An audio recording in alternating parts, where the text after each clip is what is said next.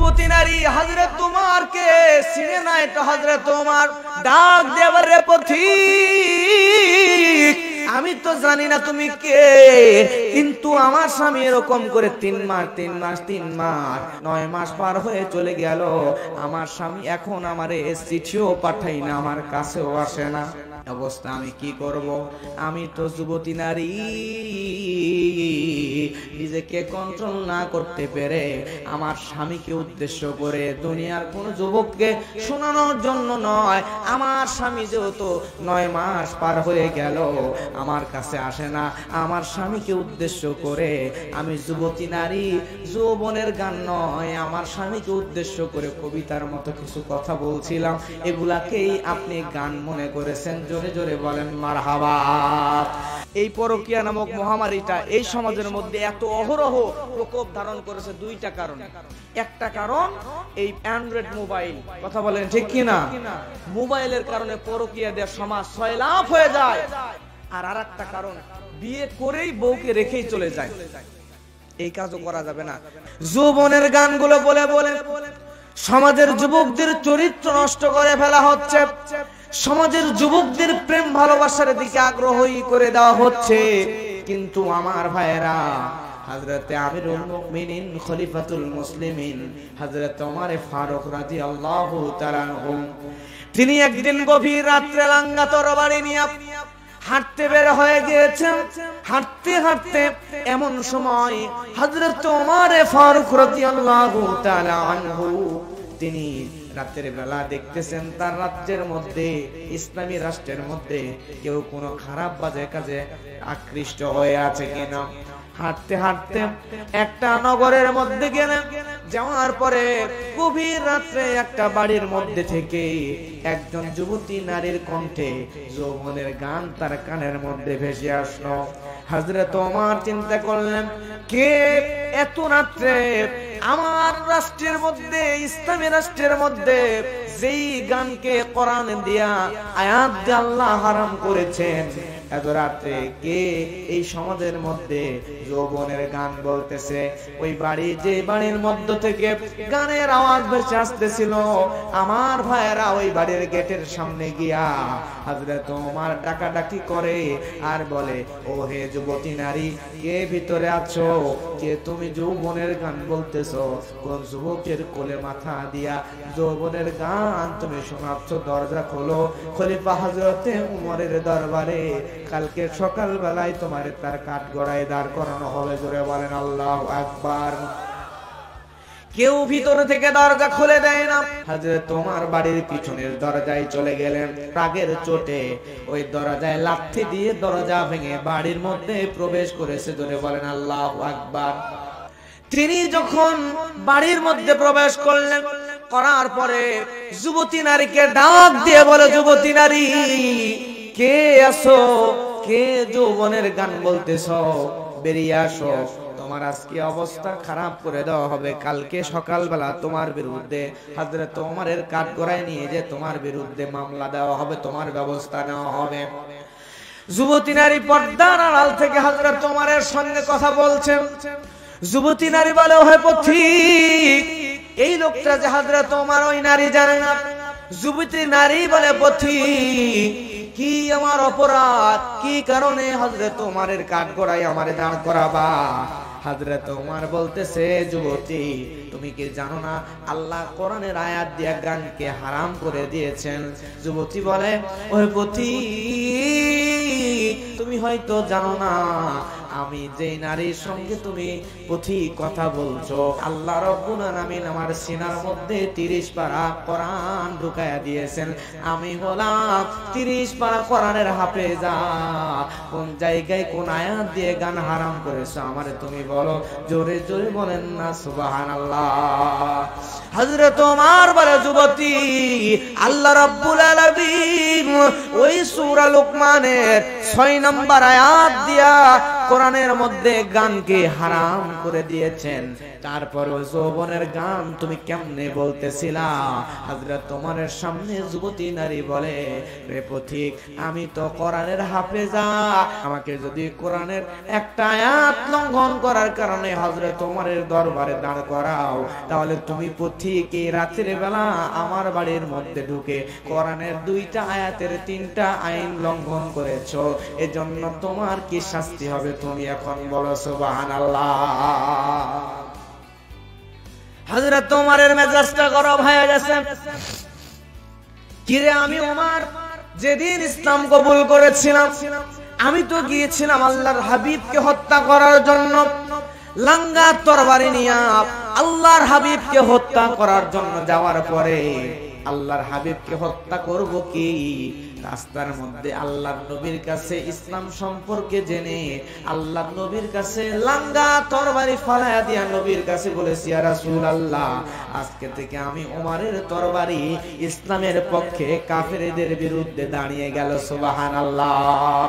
যেদিন আমি ওমর ইসলাম কবুল করেছি সেদিন থেকে শুরু করে নিয়া আজ পর্যন্ত আমি ওমর কোনদিন ইসলামের কোন আইনের বিরুদ্ধে তো যাই নাই, কোরআনের আয়াতের বিরুদ্ধে যাওয়ার তো প্রশ্নই আসে না, কোন আয়াত লঙ্ঘন করার প্রশ্নই আসে না। বরং আমার সামনে যদি কেউ কোরআনের আয়াত লঙ্ঘন করে তাহলে তার ধর থেকে আল্লাহ আলাদা করে দেওয়ার জন্য আমি ওমর সদা সর্বদা প্রস্তুত ছিলাম। তারপরও কেমনে বলে আমি ওমর নাকি আয়াত লঙ্ঘন করেছি? হযরত ওমর যুবতী নারীকে ডাক দিয়ে বলে, যুবতী নারী, কোন আয়াত লঙ্ঘন করলাম তুমি একটু বলো। সঙ্গে সঙ্গে ওই যুবতী নারী বলতেছে, আল্লাহ বলেন, ওয়ালাইসাল বিররু বিআতাতুল বুয়ুতা মিন যুহুরিহা ওয়ালাকিনাল বিররা মান ইত্তাকা ওয়াতুল বুয়ুতা মিন আবওয়াবিহা ওয়াত্তাকুল্লাহা লাআল্লাকুম তুফলিহুন। আল্লাহু আকবার। দেখেন আয়াতের মধ্যে আল্লাহ রাব্বুল আলামিন সুন্দর করে জানিয়ে দেয় পিছনের দরজা দিয়ে মানুষের গৃহে প্রবেশ করার মধ্যে কোনো কল্যাণ নাই। এজন্য আল্লাহ বলেন, তোমরা যখন কাউরে বাড়ির মধ্যে ঢুকবা ও মুত্তাকি মুমিনরা সদর দরজা দিয়ে বাড়ির মধ্যে প্রবেশ করো। এবার আপনারা বলবেন, ও জ্ঞানী বিচক্ষণ মানুষেরা বলেন তো, হযরত ওমর ওই নারীর বাড়ির সদর দরজা দিয়ে ঢুকছে নাকি পিছনের দরজা দিয়ে ঢুকছে? তাহলে একটা আয়াত একটা আইন বিধান লঙ্ঘন করছে কিনা? হযরত ওমরের ভিতরে একটু ভয় ঢুকে গেছে, লজ্জিত হয়ে গেছে। হযরত ওমর ফারুক নিজে বেকায়দায় পড়ে গেছে।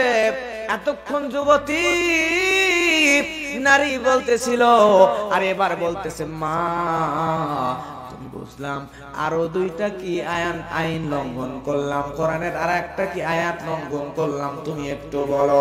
আমার ভাইয়ারা সঙ্গে সঙ্গে ওই হাফেজা নারী সূরা নূরের আর একটা আয়াত তেলাওয়াত করে শোনায়া দিল। আল্লাহ রাব্বুল আলামিন বলেন, ইয়া আইয়ুহাল্লাযীনা আমানু লা তাদখুলু বুয়ুতান গায়রা বুয়ুতিকুম হাত্তা তাস্তানিসু ওয়া তুসাল্লিমু আলা আহলিহা যালিকুম খায়রুল লাকুম লাআল্লাকুম তাযাক্কারুন। আল্লাহ রাব্বুল আলামিন এর মধ্যে 2টা বিধানের কথা বলেছেন। হে মুমিনগণ, তোমরা নিজেদের গৃহ ব্যতীত অন্য কারো গৃহে যখন প্রবেশ করবা তখন অনুমতি ব্যতীত প্রবেশ করো না। জোরে বলেন সুবহানাল্লাহ। 1 নাম্বার অনুমতি না নিয়ে ঢুকো না, আর 2 নাম্বার সালাম না দিয়ে ঢুকো না। এবার জ্ঞানী মানুষ আপনারা বলবেন, হযরত ওমর যখন ওই মহিলার বাড়িতে ঢুকছে দরজা ভেঙে ঢুকছে নাকি স্বাভাবিকভাবে অনুমতি না ঢুকছে? দরজা যদি ভাঙে তাহলে কি অনুমতি নিছে নাকি? 2 নম্বরে দরজা ভেঙে ঢুকছে, তাহলে ওই লোক দরজা ভেঙে রাগে ঢুকছে, ওই সময় কি সালাম দিবে নাকি? তাহলে হযরত ওমর কোরআনের 2টা আয়াতের 3টা বিধান লঙ্ঘন করে ফেলছে, যুবতী নারীর কাছে লজ্জিত।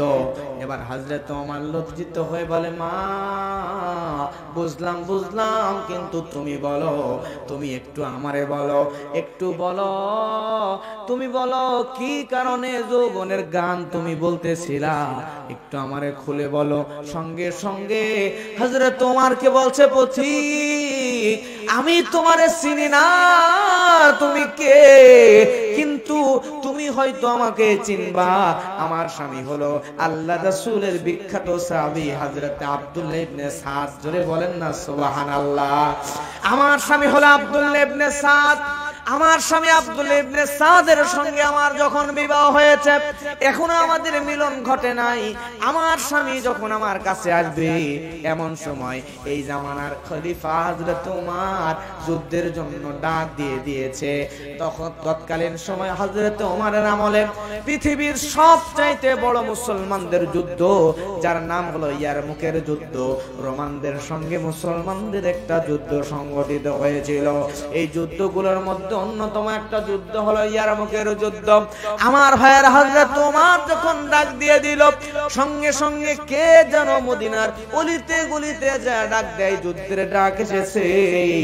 আর হযরত আব্দুল্লাহ ইবনে সাদ তার স্ত্রীর কাছ থেকে যুদ্ধের জন্য ওই জায়গা থেকে বিদায় নিয়ে চলে যায়। আব্দুল্লাহ ইবনে সাদের স্ত্রী ডাক দিয়ে বলে, প্রাণের স্বামী কই যান, আপনি আমার একটু বলেন। হযরত আব্দুল্লাহ ইবনে সাদ ডাক দিয়ে বলে, বিবি রে, আমাকে তো ডাক এসেছে, জিহাদের ময়দানে যাওয়া লাগবে, কারণ আল্লাহ রাব্বুল আলামিন বলেছেন, ইয়া আইয়ুহাল্লাযীনা আমানু আতিউল্লাহ ওয়া আতিউর রাসূল ওয়া উলিল আমরি মিনকুম। আল্লাহু আকবার। আল্লাহ রাব্বুল আলামিন কোরআনের মধ্যে বলেছেন, আল্লাহ বলেন, হে ঈমানদারেরা, তোমরা আমি আল্লাহর আনুগত্য করো, আমার রাসূলের আনুগত্য করো, এবং তোমাদের মধ্যে যারা উলিল আমর হবে তাদের আনুগত্য করো। তৎকালীন জামানার প্রেসিডেন্ট হযরত ওমর জিহাদের ডাক দিয়েছে, আর আমি আব্দুল্লাহ ইবনে সাদ, আমি তো ঘরের মধ্যে বসে থাকতে পারি না। স্ত্রী বলে, প্রাণের স্বামীরা, বুঝলাম জিহাদের ময়দানে চলে যাবেন, কিন্তু আপনার সঙ্গে তো আমার ভালো করে দেখা সাক্ষাৎ হলো না, নতুন বিয়ে হয়েছে, বাসরও হলো না, আপনি চলে যাবেন, আমার তো বড়ই কষ্ট হবে। সঙ্গে সঙ্গে আমার ভাইরা আব্দুল্লাহ ইবনে সাদ বলে, প্রাণের বিবি রে, তুমি আমাকে পিছু ডাক দিও না, আজকে যদি আমি জিহাদের ময়দানে যায় শহীদ হয়ে যাই, জান্নাতের ভিতরে দেখা হবে। জোরে বলেন না সুবহানাল্লাহ। শহীদ হয়ে গেলে জান্নাতের ভিতরে তোমার সঙ্গে দেখা হবে, আর যদি গাজী হই 3 মাসের মধ্যে তোমার কাছে ফিরে আসলো। সুবহানাল্লাহ। হযরত ওমরকে ওই যুবতী নারী ডাক দিয়ে বলে, এ পথিক, ওই দিন আমার স্বামী আব্দুল্লাহ ইবনে সাদ যুদ্ধের ময়দানে চলে গেল, যাবার পরে 1 দিন 2 দিন নয়, 3 মাস পার হয়ে গেল। 3 মাস পার হয়ে যাওয়ার পরে 3 মাস পরে আমার স্বামী যখন ফিরে আসলো না, আমার কাছে চিঠি লিখলো, প্রাণের বিবি রে, হযরত ওমর এই যুদ্ধ থেকে, যুদ্ধ শেষ হওয়ার পরে আরেকটা যুদ্ধে আমাকে পাঠিয়ে দিয়েছে, 3 মাস আরো সময় লাগবে, তারপরে আমি আসবো। কয় মাস হলো? 6 মাস হলো। 6 মাস পার হয়ে গেল। 6 মাস পার হয়ে যাওয়ার পরে আব্দুল্লাহ ইবনে সাদ আবার তার স্ত্রীকে চিঠি লিখেছে, প্রাণের বিবি রে, তোমাকে ছাড়া তো আমারও ভালো লাগে না, কিন্তু কি করব, আমিরের নির্দেশ, এই যুদ্ধ শেষ হওয়ার পরে আমারে আরেকটা যুদ্ধে পাঠাইছে। মারহাবা বলবেন না? আমার ভাইয়ের আব্দুল্লাহ ইবনে সাদ চিঠি লিখলো। এবার কয় মাস হইলো? 9 মাস। যুবতী নারী হযরত ওমরকে চিনে না, এটা হযরত ওমর ডাক দিয়ে বলে, আমিরুল মুমিনিনকে বলে, রে পথিক, আমি তো জানি না তুমি কে, কিন্তু আমার স্বামী এরকম করে 3 মাস 9 মাস পার হয়ে গেল। 9 মাস পার হয়ে চলে গেল, আমার স্বামী এখন আমারে চিঠিও পাঠাই না, আমার কাছেও আসে না। অবস্থা আমি কি করব? আমি তো যুবতী নারী, নিজেকে কন্ট্রোল না করতে পেরে আমার স্বামীকে উদ্দেশ্য করে, দুনিয়ার কোন যুবককে শোনানোর জন্য নয়, আমার স্বামী যেহেতু 9 মাস পার হয়ে গেল আমার কাছে আসে না, আমার স্বামীকে উদ্দেশ্য করে আমি যুবতী নারী, যৌবনের গান নয়, আমার স্বামীকে উদ্দেশ্য করে কবিতার মতো কিছু কথা বলছিলাম, এগুলাকেই আপনি গান মনে করেছেন। জোরে জোরে বলেন মারহাবা। হযরত ওমর লজ্জিত হয়ে গেল, দৌড় দিয়ে বাড়িতে চলে গেল। যাওয়ার পর হযরত ওমরের কন্যার নাম হযরত হাফসা রাদিয়াল্লাহু তাআলা আনহা। হযরত হাফসা আল্লাহর হাবিবের স্ত্রী ছিলেন। আল্লাহর হাবিবের স্ত্রী হযরত হাফসা হযরত ওমরের মেয়ে।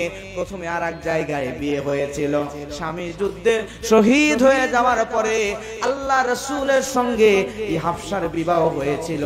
আম্মা জান উম্মাহাতুল মুমিনিন হযরত হাফসা রাদিয়াল্লাহু তাআলা আনহা তার কাছে গিয়ে হযরত ওমর বলতেছে, মা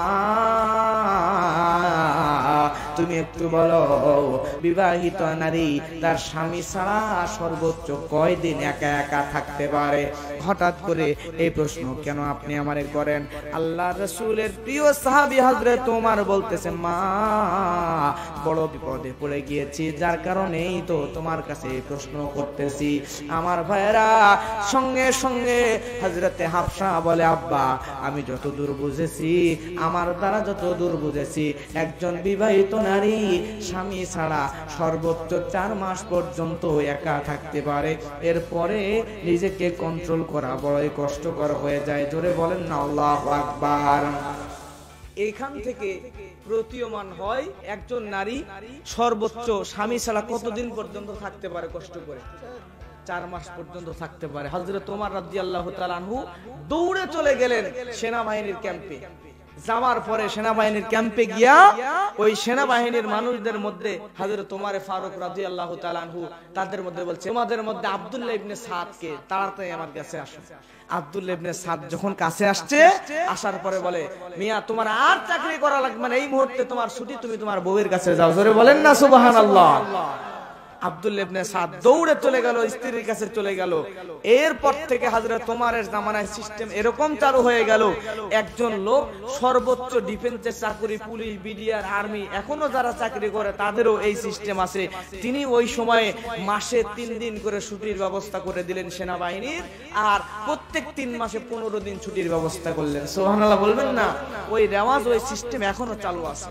এর জন্য আমরা যারা অনেক দূরে চাকরি করে, অনেকে প্রবাসী থাকি, আমাদের প্রবাসী ভাইরাই মাহফিলের আয়োজন করেছে, কথা বলেন ঠিক কিনা? আমরা চেষ্টা করব এমন কাজ করার যাতে মিনিমাম 4 মাসে হলেও একবার স্ত্রীর কাছে আসতে পারেন। আর যারা প্রবাসে মূলত যায় তারা সম্ভবত এইভাবে আসতে পারে না, কথা বলেন ঠিক কিনা? এর জন্য চেষ্টা করবেন বিয়ে না করে আগে ইনকামের যদি প্রয়োজন হয় যাবেন, ইনকাম করে নিয়ে একবারে চলে আসবেন। আর আপনি পারেন, আপনার স্ত্রী যদি অনুমতি দেয়, আমাদের সমাজে দেখবেন এই পরকীয়া নামক মহামারীটা এই সমাজের মধ্যে এত অহরহ প্রকোপ ধারণ করেছে 2টা কারণ। একটা কারণ এই অ্যান্ড্রয়েড মোবাইল, কথা বলেন ঠিক কিনা? মোবাইলের কারণে পরকীয়া দেওয়ার সমাজ সয়লাভ হয়ে যায়। আর আরেকটা কারণ, বিয়ে করেই বউকে রেখেই চলে যায়। এই কাজও করা যাবে না। যদি যান আপনি ইনকাম করে নিয়ে তারপরে দেশে আসেন, এসে বিয়ে করেন। অথবা আপনার যদি প্রয়োজন হয়, আর্থিক সচ্ছলতার প্রয়োজন হয়, টাকা পয়সার প্রয়োজন হয়, তাহলে আপনি যখন বিয়ে করবেন, বিয়ে করার ক্ষেত্রে ইমানদার, তাকওয়াশীল, আল্লাহওয়ালা ভালো ফ্যামিলির মেয়েকে বিয়ে করবেন। আপনার স্ত্রী যদি বলে, প্রাণের স্বামী আপনি আমাকে ছেড়ে যাবেন, যাইয়া আপনি 5 বছর 10 বছর 20 বছর থাকেন, সমস্যা নাই, আমি অনুমতি দিলাম, আমি আমার চরিত্র ইজ্জতের হেফাজত করব, এজন্য আপনাকে কথা দিয়ে দিলাম। আপনার স্ত্রী যদি আল্লাহওয়ালা হয়, আপনাকে কথা দেয় সে তার চরিত্র হেফাজত করবে, দিয়া খুশি মনে যদি আপনার পাঠায় দেয়, আপনি যা যদি 5 বছরও থাকেন 10 বছরও থাকেন তাহলেও কোনো আপত্তি নাই। কিন্তু যদি আপনার স্ত্রী না চাই, আসান এরকম বিয়ে করছে, বউ চায় না কিন্তু টাকার নেশায় কিছু যুবক আছে চলে যায়। স্ত্রী যদি না চায়, স্ত্রীকে অখুশি রেখে যদি আপনি চলে যান, যাওয়ার পরে সে যদি যৌবনে তাড়নায় গুনাহ করে ফেলে, এই গুনার অংশ সে একা নেবে না, একটা অংশ আপনার আমলনামায়ও যাবে, কথা বলেন ঠিক কিনা? তবে যদি আপনার স্ত্রী ভালো হয়, বুঝবেন ভালো করে, সে যদি আপনার অনুমতি দিয়ে দেয়, ইচ্ছাকৃত যাওয়ার অনুমতি দিছে, সে বোঝে আপনার পজিশনটা বোঝে, পরিবেশটা বোঝে, সে বোঝে যে আপনি তার জন্যই, তার পরিবারের জন্য, বংশের জন্যই আপনি কষ্ট করতেছেন।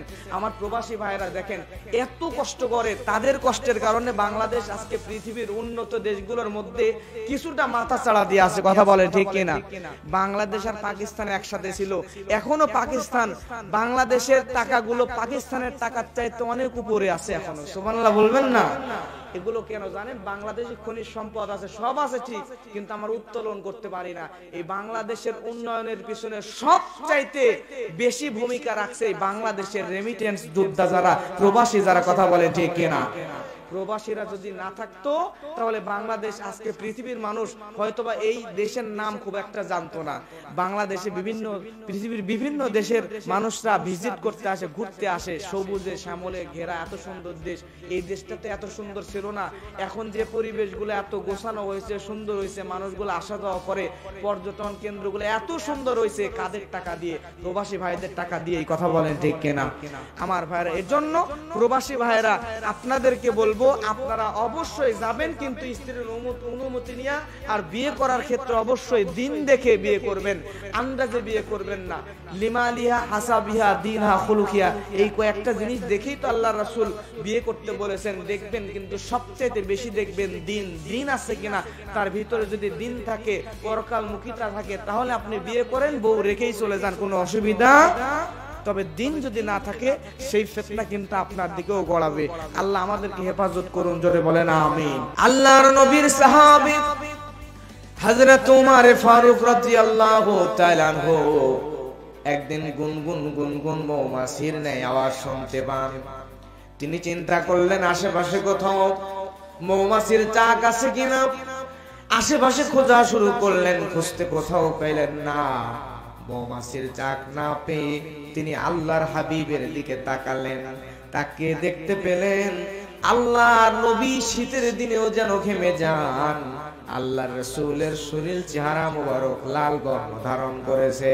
হযরত উমরের বুঝতে বাকি রইল না, আল্লাহর হাবিবের উপরে আসলে মৌমাছির গুনগুন আওয়াজ নয়, আল্লাহর হাবিবের উপরে এই মুহূর্তে আল্লাহ রাব্বুল আলামিন ওহী নাজিল করতেছেন। সুবহানাল্লাহ। আমার ভাইয়ের ওই অবস্থায় সূরা মুমিনুনটা নাজিল হয়ে গেল। আল্লাহর হাবিব সঙ্গে সঙ্গে এইভাবে দুই হাতটা আল্লাহর দিকে উঠালেন। আল্লাহর হাবিব দোয়া করলেন, আল্লাহুম্মা জিদনা ওয়ালা তানকুসনা ওয়াকরিমনা ওয়ালা তুহিন্না ওয়াআতিনা ওয়ালা তাহরিমনা ওয়াআথিরনা ওয়ালা তু'থির আলাইনা ওয়ারতিনা ওয়ারতা আন্না। আল্লাহ রাব্বুল আলামিনের নবী দোয়া করলেন, রব্বুল আলামিন আমাদেরকে আপনি বাড়িয়ে দেন, আমাদেরকে আপনি কমায়া দিয়েন না, আমাদেরকে আপনি সম্মানিত করেন, অসম্মানিত করেন না। এবং সব উম্মতের চাইতে, সব নবীর উম্মতের চাইতে আমার উম্মতি মুহাম্মাদীকে সবচাইতে বেশি সম্মানিত করে দেন। সুবহানাল্লাহ। আল্লাহর হাবিব দোয়া করলেন, করার পরে এই সূরা মুমিনুন সবে মাত্র যে আয়াতগুলো নাজিল হয়েছে, এই আয়াতগুলো আল্লাহর নবী তেলাওয়াত করলেন। করার পরে 11টি আয়াত তেলাওয়াত করে আল্লাহর নবী বললেন, এই 11টি আয়াতের মধ্যে যে 7টি গুণের কথা আল্লাহ রাব্বুল আলামিন বলে দিয়েছেন, এই 7টি গুণ যদি আমি আপনি আপনার মধ্যে কাউরের মধ্যে পাওয়া যায়, আল্লাহ রাব্বুল আলামিন ওই 7 গুণওয়ালা ব্যক্তিকে জান্নাতের মধ্যে দিয়ে দিবেন। আল্লাহর হাবিব গ্যারান্টি দিয়েছেন। সুবহানাল্লাহ। গুণ কয়টা? 7টা। আমার ভাইয়েরা লক্ষ্য করেন, সূরা মুমিনুনের 1 নম্বর আয়াতে আল্লাহ রাব্বুল আলামিন বলেন, قد أفلح المؤمنون। الله أكبر।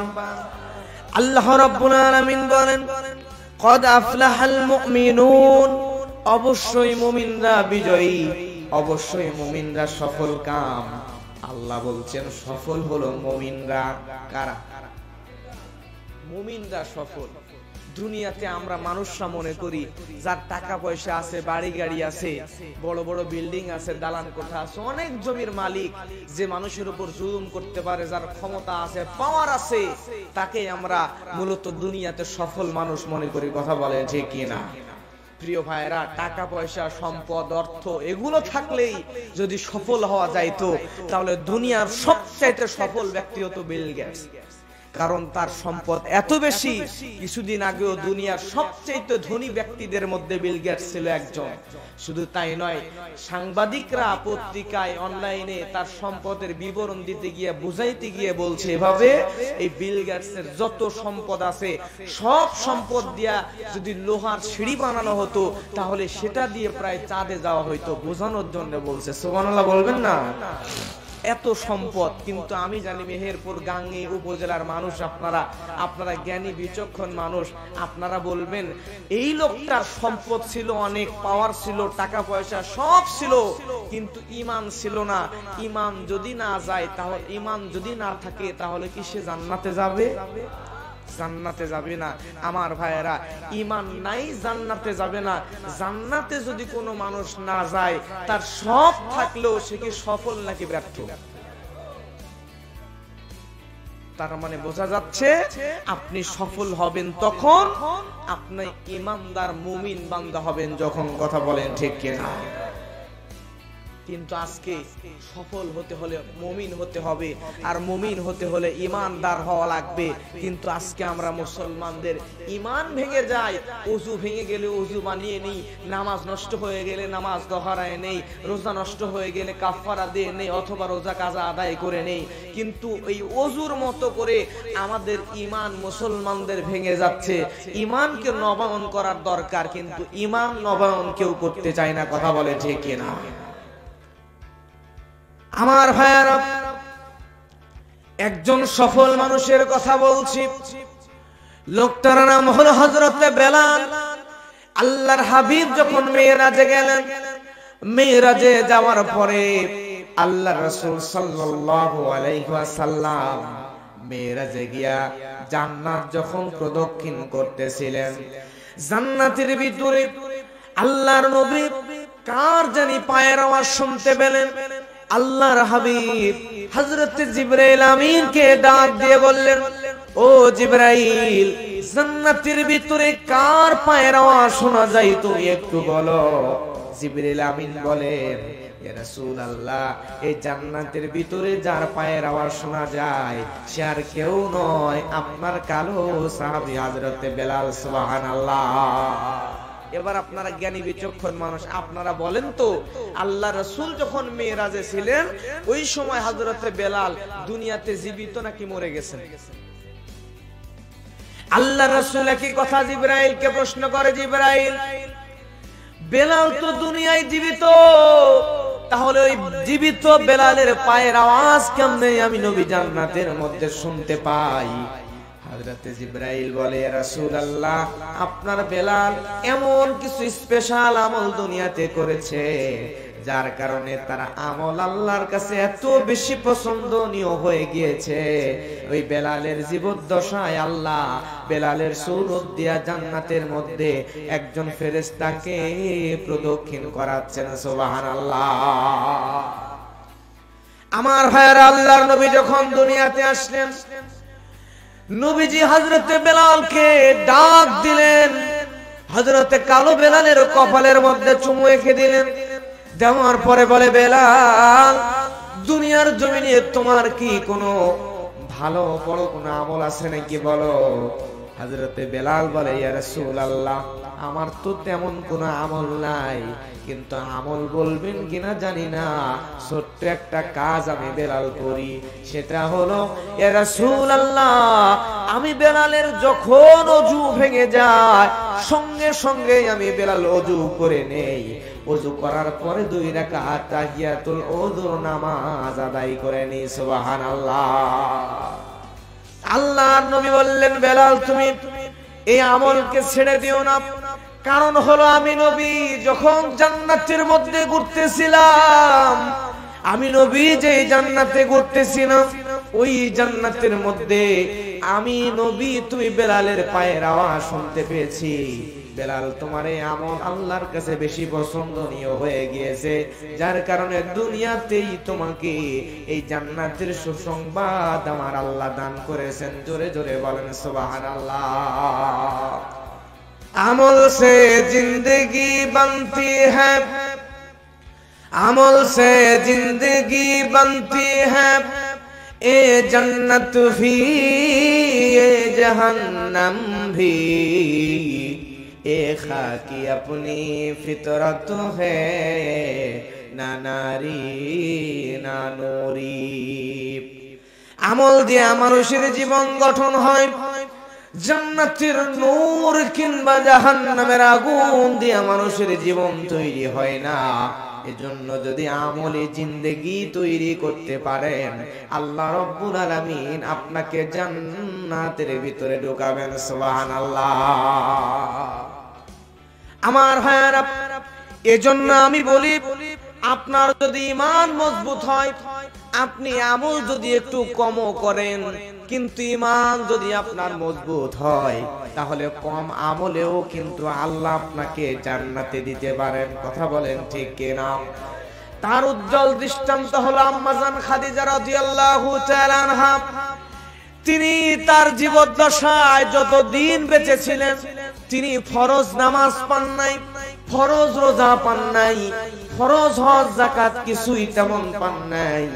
কিন্তু আল্লাহ রাব্বুল আলামিনের নবী যখন ওই জাবালে নূর পর্বতের হেরা গুহার মধ্যে ধ্যানমগ্ন অবস্থায় ছিলেন, এমন সময় জিবরাইল আমিন আল্লাহর নবীর সামনে বসা। আম্মা জান খাদিজা যখন আল্লাহর হাবিবের কাছে আসবেন, এমন সময় জিবরাইল আমিন বলে, রাসূলুল্লাহ, ইয়া হাবিবাল্লাহ, আম্মা জান হযরতে খাদিজা আপনার কাছে আসে।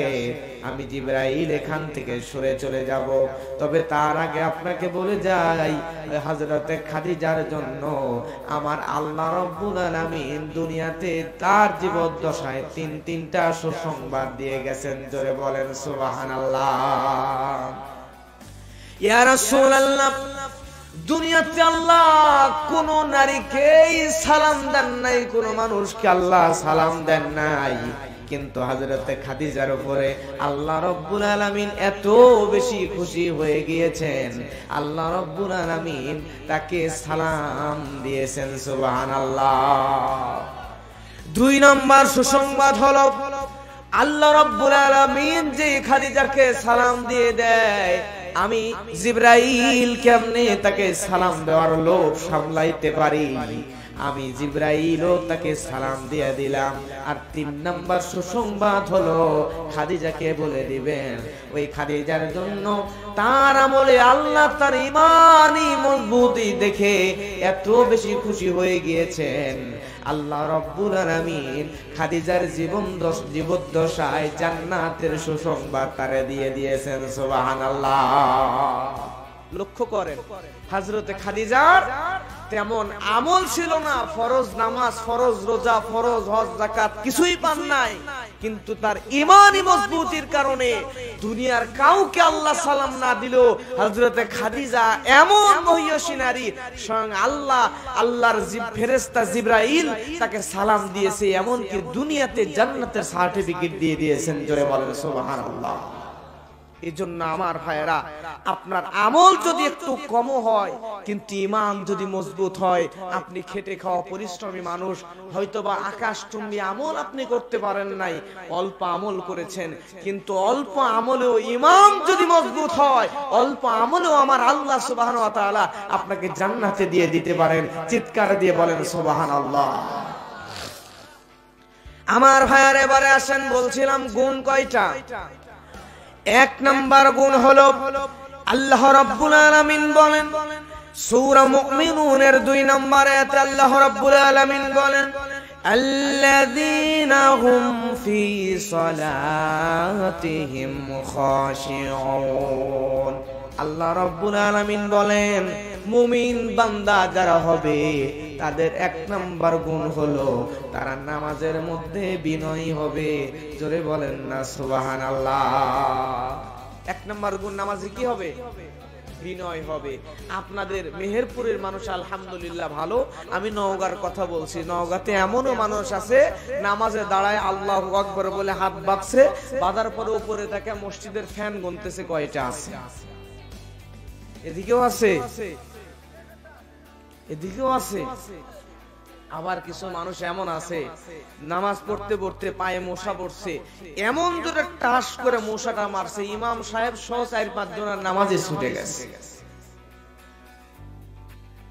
আবার এক হুজুর তো ওয়াজের মধ্যে বলেই দিল যে ওনার পাশে একজন লোক দাঁড়াইছে নামাজে, এমন সময় হাত বাঁধা অবস্থায় মোবাইল আসছে, মোবাইল পকেট থেকে বের করে কানে ধরে বলতেছে হ্যালো নামাজে আছি। আমাদের সমাজের নামাজ হচ্ছে মানুষদের এরকম। আর আল্লাহর রাসূলের সাহাবীদের নামাজ কেমন ছিল, তারা নামাজে কেমন বিনয়ী ছিলেন। সাহাবীরা যখন নামাজে দাঁড়িয়ে যেতেন ঘন্টার পর ঘন্টা তারা দাঁড়িয়ে থাকতেন, আবার রুকুতে যাইতেন, সিজদায় যাইতেন, এত দীর্ঘ ছিল তাদের নামাজ। আকাশের পাখিগুলো গাছের ডাল মনে করে, গাছ মনে করে, জড় বস্তু মনে করে কাঁধে এসে বসে থাকতো। জোরে বলেন সুবহানাল্লাহ। আমার ভাইয়ের একজন সাহাবীর দৃষ্টান্ত দিই, সাহাবীর নাম হলো হযরতে খুবাইব। এই সাহাবীকে বদরের যুদ্ধের পরে কাফিরেরা বন্দী করে ফেলল। বন্দী করার পরে কাফিরেরা তাকে বন্দী করে বলল, খুবাইব তোমাকে আমরা হত্যা করে ফেলব।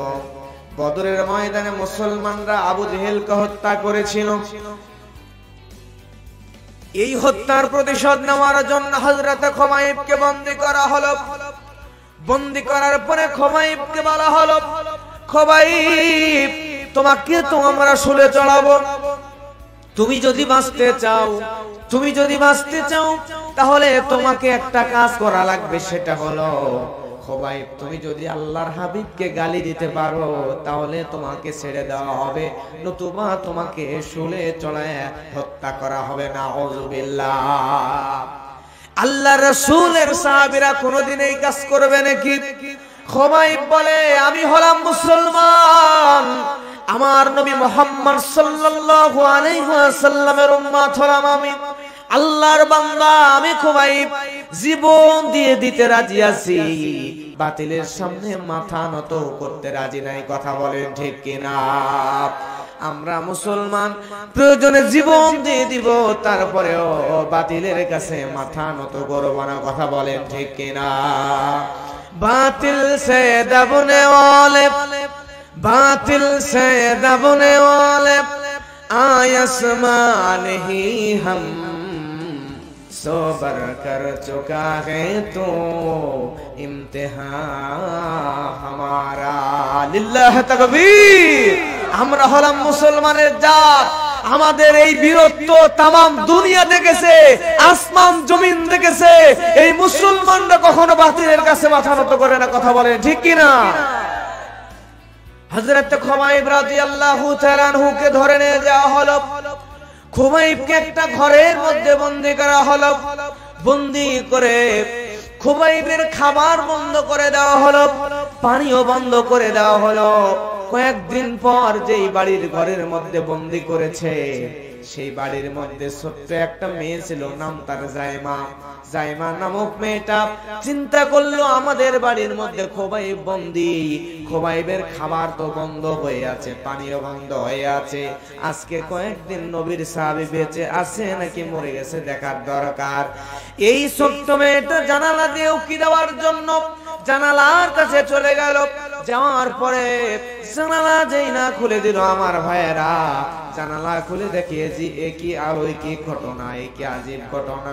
জানালা খোলার পরে দেখে যেই খুবাইবের খাবার বন্ধ হয়েছিল, যেই খুবাইবের পানিও বন্ধ হয়েছিল, ওই খুবাইবকে আজকে কে যেন তার সামনে ঝোপায় ঝোপায় ঝোপা ভর্তি করে, ঝুড়ি ভর্তি করে আনসিজনিয়াল ফলমূল, আঙ্গুর ফল, বেদেনা, কমলা, এরকম মালটা কলা গোলা দিয়া ঝোপায় ঝোপায় ফলমূল তার সামনে রেডি করে রেখে দিয়েছে। সুবহানাল্লাহ।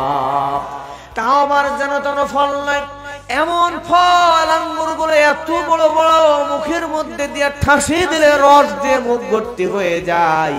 খোবাইবকে পরবর্তীতে জিজ্ঞেস করা হলো, খোবাইব তোমার তো আমরা খাবার বন্ধ করে দিয়েছিলাম, পানিও বন্ধ করে দিয়েছিলাম, তাহলে কে তোমাকে গলির মধ্যে খাবার দিয়ে গেল?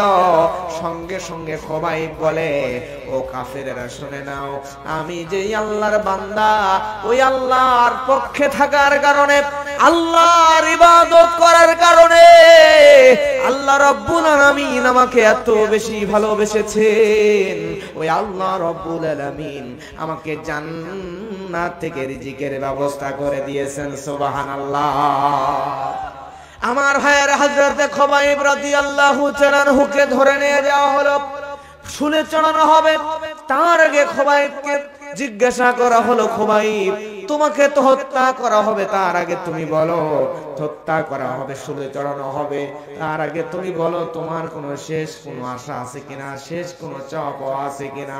সঙ্গে সঙ্গে হযরত খোবাইব বলছে, ও কাফেরেরা তোমরা শুনে নাও, আমি খোবাইবের শেষ আশা হলো, আমাকে জীবনের শেষ চাওয়া হলো, আমাকে মৃত্যুর আগে 2 রাকাত নামাজ আদায়ের সুযোগ করে দাও। সুবহানাল্লাহ।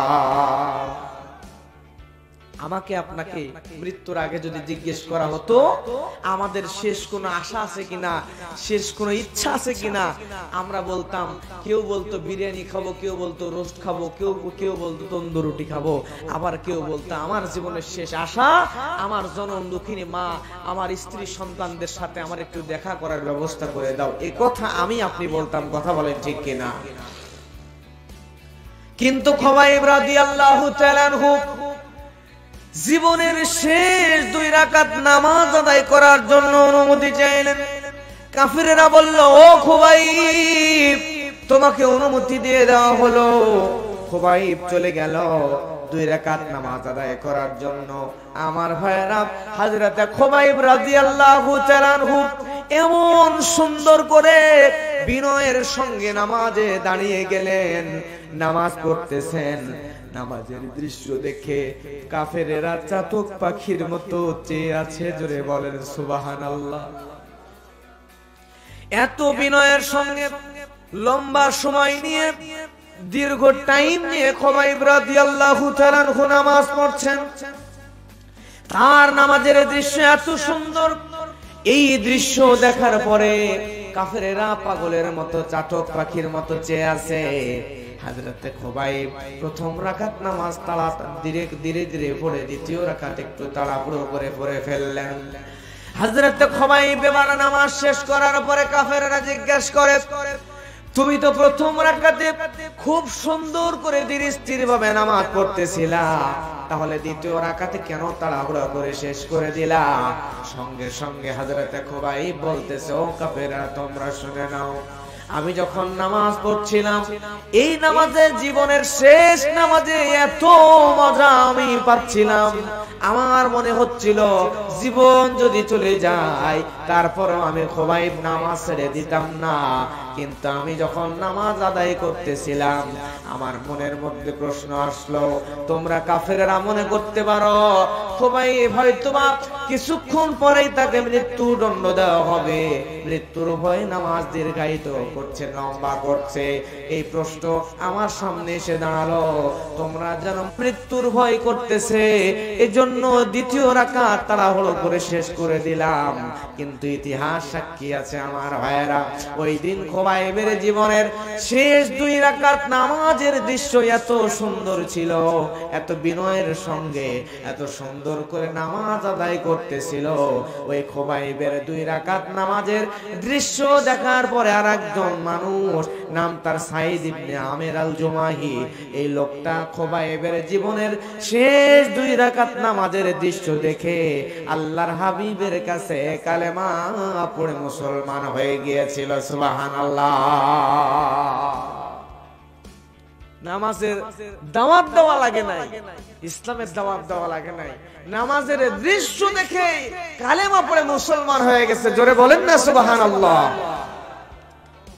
আমার ভাইয়েরা, এই ছিল তাদের নামাজ। আর আজকে আমরা নামাজ পড়ি, আমাদের নামাজের মধ্যে আমাদের তেমন গুরুত্ব। যখন নামাজের সেজদায় যাই, বাড়িতে বউ বলে দিছে নামাজ পড়ে আসার সময় তুমি 1 কেজি চিনি আনবা, কেনবা?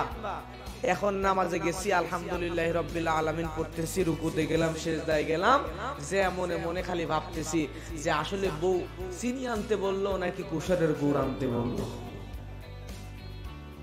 কিন্তু আমার ভাইয়েরা, নামাজের মধ্যে সর্বোচ্চ বিনয় এনে সম্পূর্ণ চিন্তার ধ্যান ধারণা নামাজের ভিতরে আমাদের আনার দরকার। জোরে বলেন, আছে না নাই?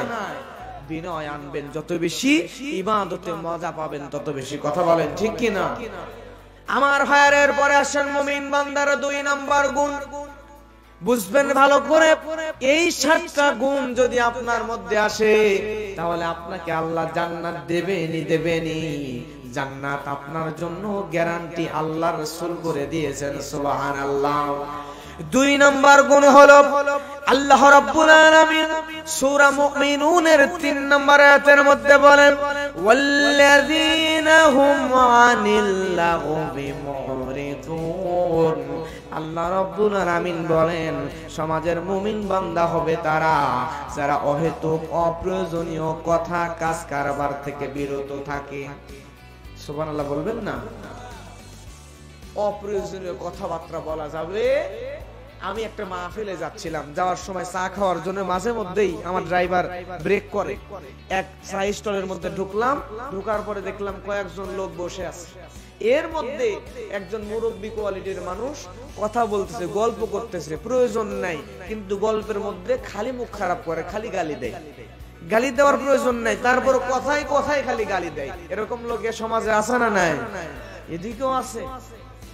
আমি তো চিন্তা করলাম, আহারে এই লোক মিনিটে যতগুলো গালি দিচ্ছে, মুখ খারাপ করতেছে, যদি ওই লোকের গালির উপরে যদি নোবেলের ব্যবস্থা থাকতো ওই লোকরেই দেওয়া হইতো।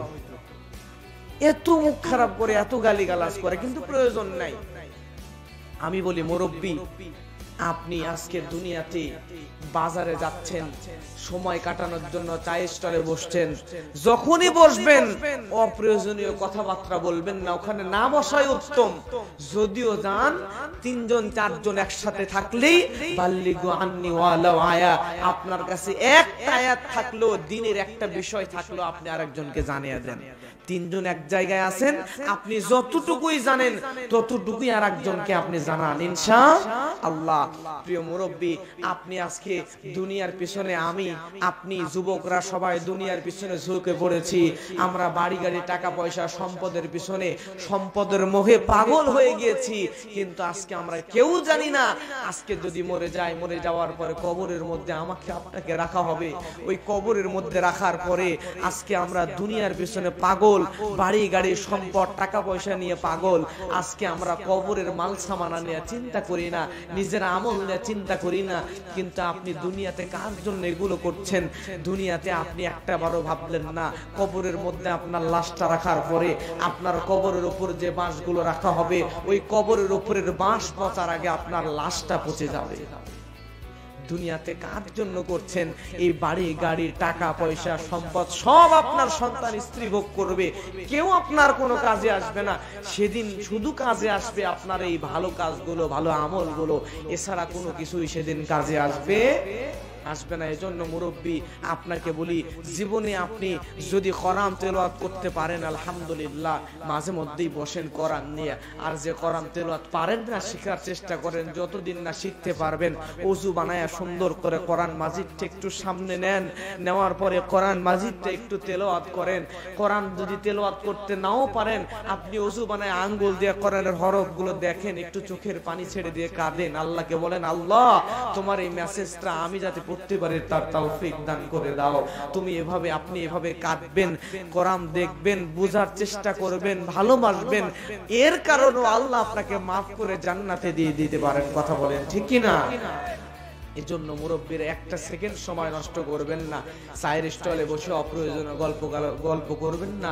যখনই সময় পাবেন চায়ের স্টলে বসেন, আপনার সামনে গীবতের আড্ডা বসলে, আপনার সামনে গালিগালাজ হইলে ওই জায়গায় আপনি শুধু পড়বেন আস্তাগফিরুল্লাহ। সবাই পড়েন না আস্তাগফিরুল্লাহ, আস্তাগফিরুল্লাহ।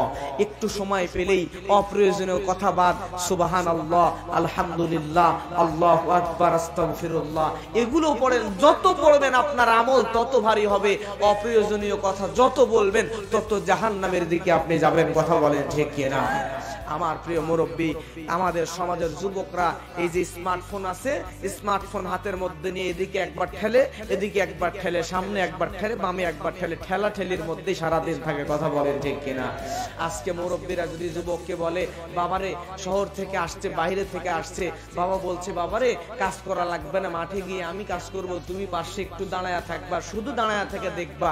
একবার দুইবার তিনবার ডাক দিলে যুবকের রক্ত গরম বাবার উপর খেপে যায়, বলে জানতো এত টাকা লাগে। এরকম আসে না নাই? আসে না নাই? কিন্তু প্রিয় যুবক ভাইয়েরা, তুমি একটা বারো চিন্তা করলা না তোমার বাবা কত কষ্ট করে তোমাকে লালন পালন করেছে, তোমার জনম দুঃখিনী মা তোমাকে কত কষ্ট করে মানুষ করেছে। তোমার বাবা তোমার কাছে বাড়ি গাড়ি সম্পদ টাকা পয়সা কিচ্ছু চায় না, তোমার বাবা শুধু চায় তুমি মানুষের মতো মানুষ হও। তোমার বাবা আর মাকে একটু সময় দাও। আজকে শীতের সময় তুমি বাজারে গিয়ে একটু কমলা কিনে আনবা, একটা সন্দেশ, একটা সিদ্ধ ডিম কিনে আনবা, এনে তোমার বৃদ্ধ বাবার মুখে তুলে দাও, জনম দুঃখিনী মায়ের মুখে তুলে দাও। বিশ্বাস করো, তুমি যদি তোমার বাবা আর মায়ের মুখে তুলে দিতে পারো, তোমার বাবা আর মা ওইটা খেয়ে যদি চোখের পানি ছেড়ে দিয়ে কাঁদে, আল্লাহর কাছে দোয়া করে, তোমাকে দুনিয়াতে আল্লাহ সফল বানিয়ে দিবে, পরকালে মুক্তি দিয়ে জান্নাতে করে দিবে। কথা বলেন ঠিক কিনা? আর আজকে আমার যুবকরা, সমাজের যুবকরা মোবাইল নিয়ে পাগল, সুন্দরী নারীর পিছনে দৌড়ায়, অপ্রয়োজনীয় জিনিস নিয়ে মোবাইলের মধ্যে ওই যে কি যে আছে, কি গুলি কর গুলি কর গুলি কর, মোল্লাম মোল্লাম মোল্লাম, আছে না নাই? আজকে অনলাইনে দেখলাম, আপনি অবাক হয়ে যাবেন, পাবনার এক যুবক, সে বাটা স্যান্ডেল হাতের মধ্যে ধরছে, ধরার পরে বলে গুলি কর গুলি কর গুলি কর, মোল্লাম মোল্লাম মোল্লাম। খোঁজ খবর নিয়ে দেখি অবস্থা কেন, তার পা শিকল দিয়ে বাঁধা। পরে দেখি লোকটা, এই ছেলেটা মানসিক বিকারগ্রস্ত হয়ে গেছে, মানসিক বা রোগী হয়ে গেছে, পাগল হয়ে গেছে। কারণ সে ওই যে কি যেন পাবজি না ফ্রি ফায়ার গেমস খেলতো, এইগুলোতে আসক্ত, খেলতে খেলতে মানসিক ভাবে এতটাই তার মন মানসিকতা নষ্ট হয়ে গেছে, সে পাগলের দিক পাগল হয়ে গেছে। লাস্টে তার পা দড়ি দিয়ে শিকল দিয়ে বেঁধে রাখা লাগছে, সে জুতা নিয়ে ওই গুলি করি বলে। নাউজুবিল্লাহ বলবেন না?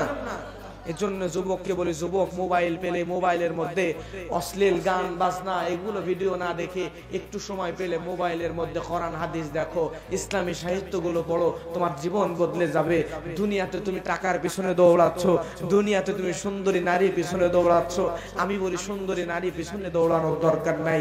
তুমি যদি তোমার বাবা আর মায়ের খেদমত করতে পারো, আল্লাহর ইবাদতের পিছনে দৌড়াইতে পারো, যুবক ভাই বিশ্বাস করো, তুমি তোমার ক্যারিয়ারের পিছনে দৌড়াও, তাহলে সুন্দরী মেয়ের পিছনে দৌড়াবা যতদিন, টাকা থাকবে যতদিন, তুমি তার পিছনে দৌড়াবার, সে তোমার পাত্তা দিবে ততদিন, টাকা শেষ আর পাত্তা দিবে না।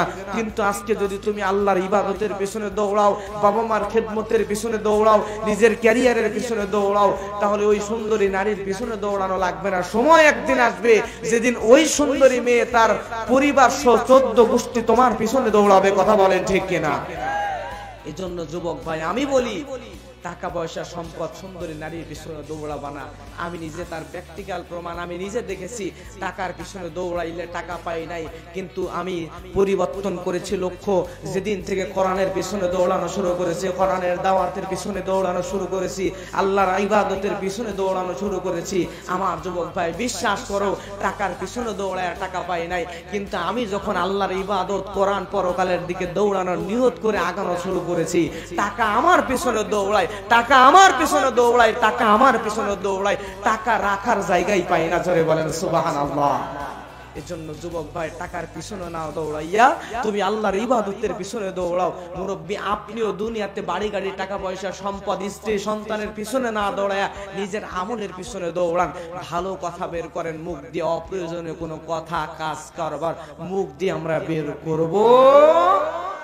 আমাদের সমাজের নারীদেরও 2-3 জন নারী এক জায়গায় হইলে আমেরিকায় কি ঘটতেছে ওই খবর 3 জন নারী এক জায়গায় হলে ওই জায়গায় পাওয়া যায়। কথা বলেন ঠিক কিনা?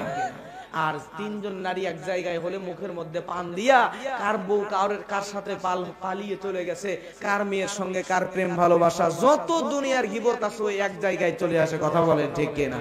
কিন্তু আল্লাহ বলছেন ওয়াল্লাযীনা হুম আনিল লাগবি মুরিদুন, মুমিন বান্দা যারা হবে তারা অপ্রয়োজনীয় কথা কাজ করবে। আমার ভাইয়েরা লক্ষ্য করেন, মুমিন বান্দার 3 নাম্বার গুণ। কয় নাম্বার গুণ? 3 নাম্বার গুণ আল্লাহ রাব্বুল আলামিন কোরআনের মধ্যে বলেন ওয়াল্লাযীনা হুম লিয-যাকাতি ফাইলুন। আল্লাহ রাব্বুল আলামিন বলেন মুমিন বান্দা যারা হবে তারা যাকাত দানে সক্রিয় হবে। জোরে বলেন সুবহানাল্লাহ। আমার ভাইয়ের এখন বলেন তো আমাদের সমাজে যাকাত আছে নাকি সুদ আছে? সুদ হলো এমন মহামারী, এমন ভয়ানক একটা জিনিস, এই সুদ নামক ব্যাধি সমাজের মানুষদেরকে এমন ভাবে গ্রাস করতেছে, এই সুদ মানুষদেরকে জাহান্নামের দিকে নিয়ে চলে যায়। আর যাকাত যদি সমাজের মধ্যে প্রতিষ্ঠিত হয়ে যেত, এই সমাজের পুরা চেহারাই পরিবর্তন হয়ে যেত। কথা বলেন ঠিক কিনা? খোলাফায়ে রাশেদার জামানার কথা বলছি। একজন লোক যাকাত দেওয়ার জন্য এক ব্যাগ ভর্তি টাকা নিয়া 3 দিন পর্যন্ত ঘুরতেছে, যাকাত দেওয়ার একজন লোক খুঁজে পায় না। 3 দিন পরে সামনের দিকে তাকায় দেখে একজন মানুষ মাথার উপরে বস্তা নিয়া হাঁটতেছে। এই লোকের মাথার উপরে বস্তা, শরীরের মধ্যে ময়লা পোশাক, উস্কো খুস্কো চেহারা দেখে এই লোক মনে করলো যাকাত দেওয়ার মতো মনে হয় একটা লোক খুঁজে পেয়েছি। কাছে গিয়ে বলতেছে ভাই এই যে এক ব্যাগ টাকা যাকাতের নেননি, আমারে আপনি দায় মুক্ত করেন। সঙ্গে সঙ্গে বস্তাওয়ালা লোক ধমক দিয়ে বলতেছে মিয়া তুমি কি পাগল হয়ে গিয়েছো নাকি? আমার মাথায় বস্তা দেখে আমাকে তুমি গরিব মনে করতেছো? তুমি আসলে এক ব্যাগ টাকা নিয়ে 3 দিন ঘুরতেছো, যাকাত দেওয়ার মতো একটা লোক খুঁজে পাও না। আর আমি আমার মাথার উপরে বস্তা নিয়ে ঘুরতেছি, বস্তার মধ্যে খড়কোটা নাই, বরঞ্চ আমি যাকাত দেওয়ার জন্য বস্তা ভর্তি টাকা নিয়ে আজকে 7 দিন পর্যন্ত ঘুরতেছি, যাকাত দেওয়ার মতো একটা লোক খুঁজে পাই না। সুবহানাল্লাহ। এটা ছিল খোলাফায়ে রাশেদার জামানা। কিন্তু আমার ভাইয়েরা আজকে আমাদের সমাজে সুদ দিয়ে সয়লাভ হয়ে গিয়েছে। এই সুদের কারণে মানুষগুলো জাহান্নামের দিকে চলে যাচ্ছে, কিন্তু আমরা জানি না এই সুদটা কত ভয়ানক। আল্লাহর হাবিব সাল্লাল্লাহু আলাইহি ওয়াসাল্লাম এই সুদের সঙ্গে জড়িত ব্যক্তিদেরকে লানত দিয়ে দিয়েছেন। জোরে বলেন নাউযুবিল্লাহ। আল্লাহর রাসূল বলেছেন, মুসলিম শরীফের হাদিস, সহিহ মুসলিমের হাদিস, আল্লাহর নবী বলেন লানা রাসূলুল্লাহ সাল্লাল্লাহু আলাইহি ওয়াসাল্লাম আকিলুর রিবা ওয়া মুখিলাহু ওয়া শাহিদাইহি ওয়া কাতিবাহু। আল্লাহর নবী মুহাম্মদ সাল্লাল্লাহু আলাইহি ওয়াসাল্লাম বলেন এই সুদের সাথে জড়িত 4 শ্রেণীর ব্যক্তি, যে ব্যক্তি সুদ খায়, যে ব্যক্তি সুদ দেয়, যে ব্যক্তি সুদের লেখক এবং যে ব্যক্তি সুদের সাক্ষী দেয়, এই 4 জন ব্যক্তিকেই আল্লাহর নবী লানত করেছেন। এখন বলেন তো আল্লাহর রাসূল যদি কাউকে লানত করে তাহলে সেই ব্যক্তি কি জান্নাতে যাবে নাকি? জান্নাতে তো যাবেই না। শুধু তাই নয়, আর একটা ভয়ানক হাদিস বুখারীর মধ্যে পেয়ে গেলাম আমার ভাইয়েরা। সহিহ বুখারীর হাদিস, আল্লাহর নবী মুহাম্মদ সাল্লাল্লাহু আলাইহি ওয়াসাল্লাম আর একটা হাদিসের মধ্যে কি বলেন দেখেন। عن سمرة بن جندب رضي الله تعالى عنه قال قال النبي صلى الله عليه وسلم رأيت الليلة رجلين آتياني فأخرجاني إلى أرض مقدسة। আল্লাহ নবী সাল্লাল্লাহু আলাইহি ওয়াসাল্লাম তিনি বলেন আমি একদিন রাতের বেলা স্বপ্নে দেখলাম। আল্লাহ নবীর স্বপ্ন সত্য নাকি মিথ্যা? 2 জন ব্যক্তি আমাকে পবিত্র একটা ভূমিতে নিয়ে গেল। সেখান থেকে আমি আরেক জায়গায় গিয়ে হাঁটতে থাকলাম। হাঁটতে হাঁটতে সামনের দিকে দেখতে পেলাম একটা রক্তের নদী। আল্লাহর নবী বলেন, ওই রক্তের নদীর মাঝখানে একজন ব্যক্তিকে দেখলাম, রক্তের নদীর মধ্যে একজন ব্যক্তি হাবুডুবু খাচ্ছে। এমন সময় ওই রক্তের নদীর তীরের দিকে তাকায় দেখি আর একজন ব্যক্তি ভয়ানক চেহারার, সামনে বিশাল বড় একটা পাথর নিয়ে দাঁড়িয়ে আছে। ওই রক্তের নদীর মধ্যেকার মানুষটা সাঁতরায়া সাঁতরায়া যখন নদীর তীরে আসার চেষ্টা করে, তখন এই তীরের মানুষটা পাথর নিয়ে মাথা বরাবর ঠাস করে মেরে দিয়া মাথা চূর্ণ বিচূর্ণ করে দেয়। দেওয়ার পরে ওই লোকটা যেখান থেকে তীরে আসার চেষ্টা করেছে, আবারও ওই জায়গায় লোকটা ফিরে চলে যায়। জোরে বলেন আল্লাহু আকবার। এভাবে বারবার ফিরতে চাইলে বারবার মাথার উপরে পাথর মেরে মেরে আবার নদীর মধ্যে দিয়ে দেওয়া হচ্ছে।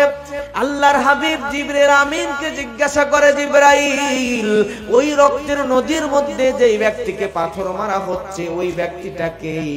হযরত জিবরাইল বলে, ইয়া রাসূলুল্লাহ, যে ব্যক্তি রক্তের নদীর ভিতরে, ওই ব্যক্তি আর কেউ নয়, ওই ব্যক্তির দুনিয়াতে ছিল সুদখোর। সুদখোর। জোরে বলেন নাউযুবিল্লাহ। আমার ভাইয়ারা, তাহলে সুদের এত ভয়ানক শাস্তি। শুধু তাই নয়, যদি কোনো ব্যক্তি সুদ খায়, আল্লাহ রাব্বুল আলামিন সূরা বাকারার মধ্যে বলছেন, আল্লাহ রাব্বুল আলামিন বলেন, ইয়া আইয়ুহাল্লাযীনা আমানুত্তাকুল্লাহা ওয়া যারু মা বাকিয়া মিনার রিবা ইন কুনতুম মুমিনিন। আল্লাহু আকবার। আল্লাহ রাব্বুল আলামিন কোরআন মাজিদের মধ্যে বলছেন, হে ঈমানদারেরা, তোমরা আল্লাহকে ভয় করো এবং সুদের যত বকেয়া আছে সমস্ত বকেয়াগুলো তোমরা maaf করে দাও।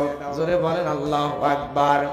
তার মানে এখন আয়াতের দ্বারা আল্লাহ সুদকে হারাম করে দিয়া, যদি আপনি সুদের জন্য সুদের উপরে কাউরে টাকা দিয়ে রাখেন, এই আয়াত জানার পরে সঙ্গে সঙ্গে মূল টাকাটা শুধু নেবেন আর বাকি সুদের সব টাকাগুলো maaf করে দেবেন।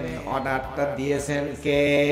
আল্লাহ। সব সুদের টাকা maaf করে মূল টাকাটা আপনি নিতে পারেন, আর সুদের সঙ্গে জড়ানো যাবে না। আল্লাহ রাব্বুল আলামিন এই আয়াত দেওয়ার পরে আবার আয়াত দিয়ে জানিয়ে দিলেন, কারণ আমার ভাইয়েরা, সুদ এবং ঈমান এই দুইটা একসাথে থাকতে পারে না। সুদ খেলে আপনার ঈমান ভেঙে যাবে। কারণ আল্লাহ রাব্বুল আলামিন কোরআনের আরেক জায়গায় বলেন, ফা ইল্লাম তাফআলু ফাআযানু বিহারবিম মিনাল্লাহি ওয়া রাসূলিহি। আল্লাহু আকবার। আল্লাহ রাব্বুল আলামিন বলেন, আমি আল্লাহ নিষেধ করলাম, তারপরও যদি তোমরা সুদ না ছেড়ে দাও, তাহলে তোমরা আমি আল্লাহ এবং আমার হাবিবের সঙ্গে যুদ্ধ করার জন্য প্রস্তুতি নিয়ে নাও।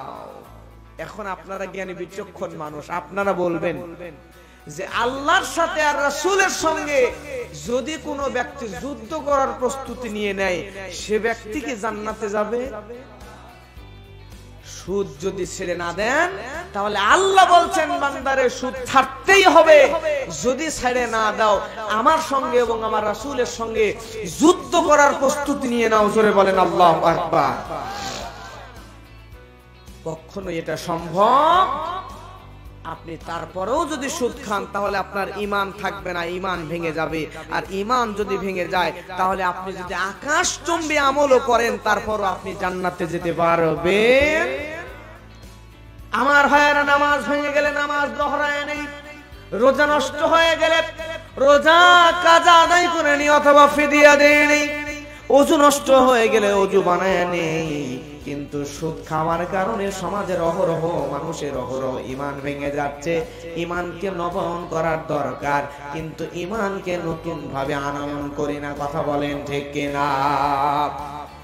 আমার ভাইয়ের, আপনার কষ্ট লাগতে পারে, কিন্তু আপনি আমার ভাই, আপনি জ্ঞানী বিচক্ষণ মানুষ, আপনার কাছে প্রশ্ন, মনে করেন একটা গভীর পুকুরের তীরে ছোট্ট একটা বাচ্চা খেলা করতেছে, এমন সময় ওই পুকুরের তীরে আর কোনো মানুষ নাই, ওই বাচ্চা পা হড়কায়া পড়ে গেলেই মারা যাবে। আপনি জ্ঞানী বিচক্ষণ মানুষ, আপনি যদি ওই পুকুরের তীর দিয়ে যান, তাহলে বলেন তো ওই বাচ্চাকে তুলে আনবেন নাকি ওখানেই রেখে দিবেন? ওখানে কেউ রেখে দিবে, তুলে আনবেন। কিন্তু আপনি যখন বাচ্চাটাকে তুলতে যাবেন, তখন ওই বাচ্চা আপনাকে চিমটি দিয়ে দেবে, দাড়ি করে টান দেবে, আপনাকে আঘাত করবে, কষ্ট দেবে। কারণ সে মনে করবে যে আমি তো আরামেই খেলতেছিলাম, আমারে কেন এভাবে বাধা দেয়, আমারে কেন তুলে আনতেছে। কথা বলেন ঠিক কিনা? প্রিয় ভাইরা, আপনি রাগ করবেন না। আমি মনে করি আপনি যদিও আমার চাইতে বয়সে অনেক বড়, কিন্তু আমি দ্বীনের ক্ষেত্রে, দ্বীনের খাতিরে আপনাকে ছোট বাচ্চার মতোই ভালোবাসি। আমি এতটুকু বুঝেছি বিদায় আপনাকে বোঝানোর জন্য আমি বলছি, ভাই সুরটা থেকে বের হয়ে আসতে হবে। আপনি যদি এখান থেকে বের হয়ে আসতে পারেন, তাহলে পরকাল আপনার জন্য সুন্দর। হয়তোবা সাময়িক একটু কষ্ট, খারাপ মনে হচ্ছে আপনার, কিন্তু আসলে আপনাকে ওই বাচ্চাকে যেমন আপনি বাঁচাবেন দীর্ঘস্থায়ী সুখের জন্য, ভালো রাখার জন্য, মৃত্যু থেকে বাঁচানোর জন্য, আমিও আপনাকে সাময়িক কষ্ট দিচ্ছি, উঠায় আনার চেষ্টা করতেছি জাহান্নাম থেকে চিরস্থায়ী কষ্টের জায়গা থেকে বাঁচানোর জন্য। কথা বলেন ঠিক কিনা? এই জন্য কষ্ট পাবেন না আপনি আমার ভাই, আপনাকে সাথে নিয়ে আমি জান্নাতে একসাথে যেতে চাই। কথা বলেন ঠিক কিনা? আমার ভাইরে, সুদ যদি ছেড়ে না দেন, এই সুদটা কত ভয়ানক। আল্লাহর নবী হাদিসের মধ্যে বলেন, আর রিবা সালাসাতু ওয়া সাবউনা বাবান আইসারুহা আইয়ানকিহা রাজুলু উম্মাহু। আল্লাহর নবী বলেন, এই সুদটা এমন খারাপ, এই সুদটা এতই ভয়ানক। আমার ভাইয়েরা, এই সুদের মধ্যে প্রায় ৭৩টা গুনাহ আছে। এই ৭৩টা গুনার মধ্যে সবচাইতে ছোট গুনাহ আপন মায়ের সঙ্গে জেনায় লিপ্ত হওয়া। জোরে বলেন নাউযুবিল্লাহ। আমার ভাইয়েরা লক্ষ্য করেন, সমাজের একজন খারাপ নারী, পতিতা নারীও যে টাকার বিনিময়ে নিজের দেহ বিক্রি করে, এই নারীও কোনোদিন তার আপন সন্তানের সঙ্গে জিনায় লিপ্ত হয় না। কথা বলেন ঠিক কিনা? কিন্তু আজকে আমরা না জেনে, জেনে না জেনে সুদের সঙ্গে জড়িত হয়ে যাই, আর এমন ভয়ানক গুনার সঙ্গে আমরা লিপ্ত হয়ে যাচ্ছি। আল্লাহ আমাদেরকে মাফ করুক। জোরে বলেন আমিন। আমার ভাইরা, শুধু তাই নয়, আর একটা হাদিসের মধ্যে আল্লাহর নবী বলেন, দিরহামু রিবানি আকুলুহু রাজুলু ওয়া হুয়া ইয়ালাম। আল্লাহর নবী আর এক জায়গায় বলেন, কোন মানুষ যদি জেনে বুঝে 1 টাকা সুদ খায়, আল্লাহ নবী বলছেন আসাদ্দু মিন সিত্তাতি ওয়া সালাতিনা সিনাতান। আল্লাহর নবী বলেন, কোন মানুষ যদি জেনে শুনে 1 টাকা সুদ খায়, ওই ব্যক্তি 1 টাকা সুদ খেলে 36 বার জিনার গুনাহ তার আমলনামায় লেখা দেয়। জোরে বলেন নাউযুবিল্লাহ। আপনারা জ্ঞানী বিচক্ষণ মানুষ, আপনারা শিক্ষিত মানুষ, আপনারা বলবেন 1 টাকা সুদ খেলে যদি 36 বার জিনার গুনাহ হয়, তাহলে কোন ব্যক্তি যদি 1000 টাকার সুদ খায়, কত হাজার বার জিনার গুনাহ হবে? 36,000 বার জিনার গুনাহ হবে। আমার ভাইয়েরা লক্ষ্য করেন, কিন্তু আমাদের সমাজের একজন খারাপ নারী যে টাকার বিনিময়ে নিজের দেহকে বিক্রি করে, এই মেয়ে যৌবনের শুরু থেকে মৃত্যু পর্যন্ত সারা জীবন যদি জিনা করে, ব্যভিচার করে, তারপরও 36,000 বার একজন খারাপ নারী, পতিতা নারীও সারা জীবনে জিনা করতে পারে না। কথা বলেন ঠিক কিনা? কিন্তু আমি আপনি জেনে বুঝে 1000 টাকার জিনা খেয়ে, 1000 টাকার সুদ খেয়ে একটা পতিতা নারী সারা জীবনে জিনা করে, জিনা গুনাহ কামাই করছে, আমরা 1000 টাকা সুদের সাথে জড়িত হয়ে তার চাইতে বেশি জিনার গুনাহ আমলনামার মধ্যে ঢুকাচ্ছি। কথা বলেন ঠিক কিনা? কিন্তু আমাদের সমাজে খারাপ মহিলা মারা গেলে তার জানাজায় মানুষ যায় না। ওই মহিলা খারাপ ছিল, সারা জীবন গুনাহ করছে, ওর জানাজায় যাওয়া যাবে না। কিন্তু সমাজের টাটকা সুদখোর, সবচাইতে খারাপ মানুষ যে সুদের টাকায় কোটিপতি হয়ে গেছে, সেই মানুষ মারা গেলে তার জানাজায় আবার লোকের অভাব হয় না। কথা বলেন ঠিক কিনা? প্রিয় ভাইরা, আমাদেরকে পরিবর্তন হতে হবে। এই জাহান্নাম থেকে, জাহান্নামের বিষয় থেকে আমাদেরকে ফিরে আসার দরকার। জোরে বলেন আছে না নাই? তাহলে বলবেন হুজুর এই সুদ থেকে বাঁচবো কেমনে? সুদ থেকে বাঁচার সুন্দর একটা সিস্টেমও আল্লাহ কোরআনের মধ্যে দিয়েছেন। জোরে বলেন সুবহানাল্লাহ। আমার ভাইরা লক্ষ্য করেন, কষ্ট হয় আপনাদের? সবাই একটু হাত তোলেন তো শেষ করে দিব। কয় মিনিট থাকবে না? 10-20 মিনিট থাকবেন না? আচ্ছা হাত তোলেন সবাই, একটু তাকবীর দেবেন। লিল্লাহি তাকবীর, নারায়ে তাকবীর। হাত নামান। আলহামদুলিল্লাহ। প্রিয় ভাইরা, একটা মনের কথা বলি, বাংলাদেশে দেখবেন বক্তারা ওয়াজ করে, বক্তাদের ওয়াজ শুনে শ্রোতারা বক্তার ভক্ত হয়। কথা বলেন ঠিক কিনা? কিন্তু মেহেরপুরের গাংনীর আপনাদের এলাকার মানুষদের দেখে আমি বক্তা, আপনারা শ্রোতাদের ভক্ত হয়ে গেছে। জোরে বলেন না আলহামদুলিল্লাহ। কারণ শুধুমাত্র কিসসা কাহিনী বানানো গল্প ছাড়া, শুধুমাত্র কোরআন এবং হাদিসের কথা শুনেও যে মানুষ ঘন্টার পর ঘন্টা বসে থাকতে পারে, আপনাদেরকে না দেখলে আমি বুঝতাম না। আমি নিজে আপনাদেরই ভক্ত হয়ে গেছে। জোরে বলেন সুবহানাল্লাহ। আমার ভাইয়েরা লক্ষ্য করেন, তাহলে মানুষদেরকে সমাজে সুদ থেকে যদি ফেরাতে চান, তাহলে আল্লাহ রাব্বুল আলামিন সুন্দর একটা সিস্টেম কোরআনের মধ্যে দিয়ে দিয়েছেন। যদি মানুষরা সুদ থেকে বাঁচতে চায়, তাহলে মানুষদেরকে কর্জে হাসানার সিস্টেম এই সমাজ।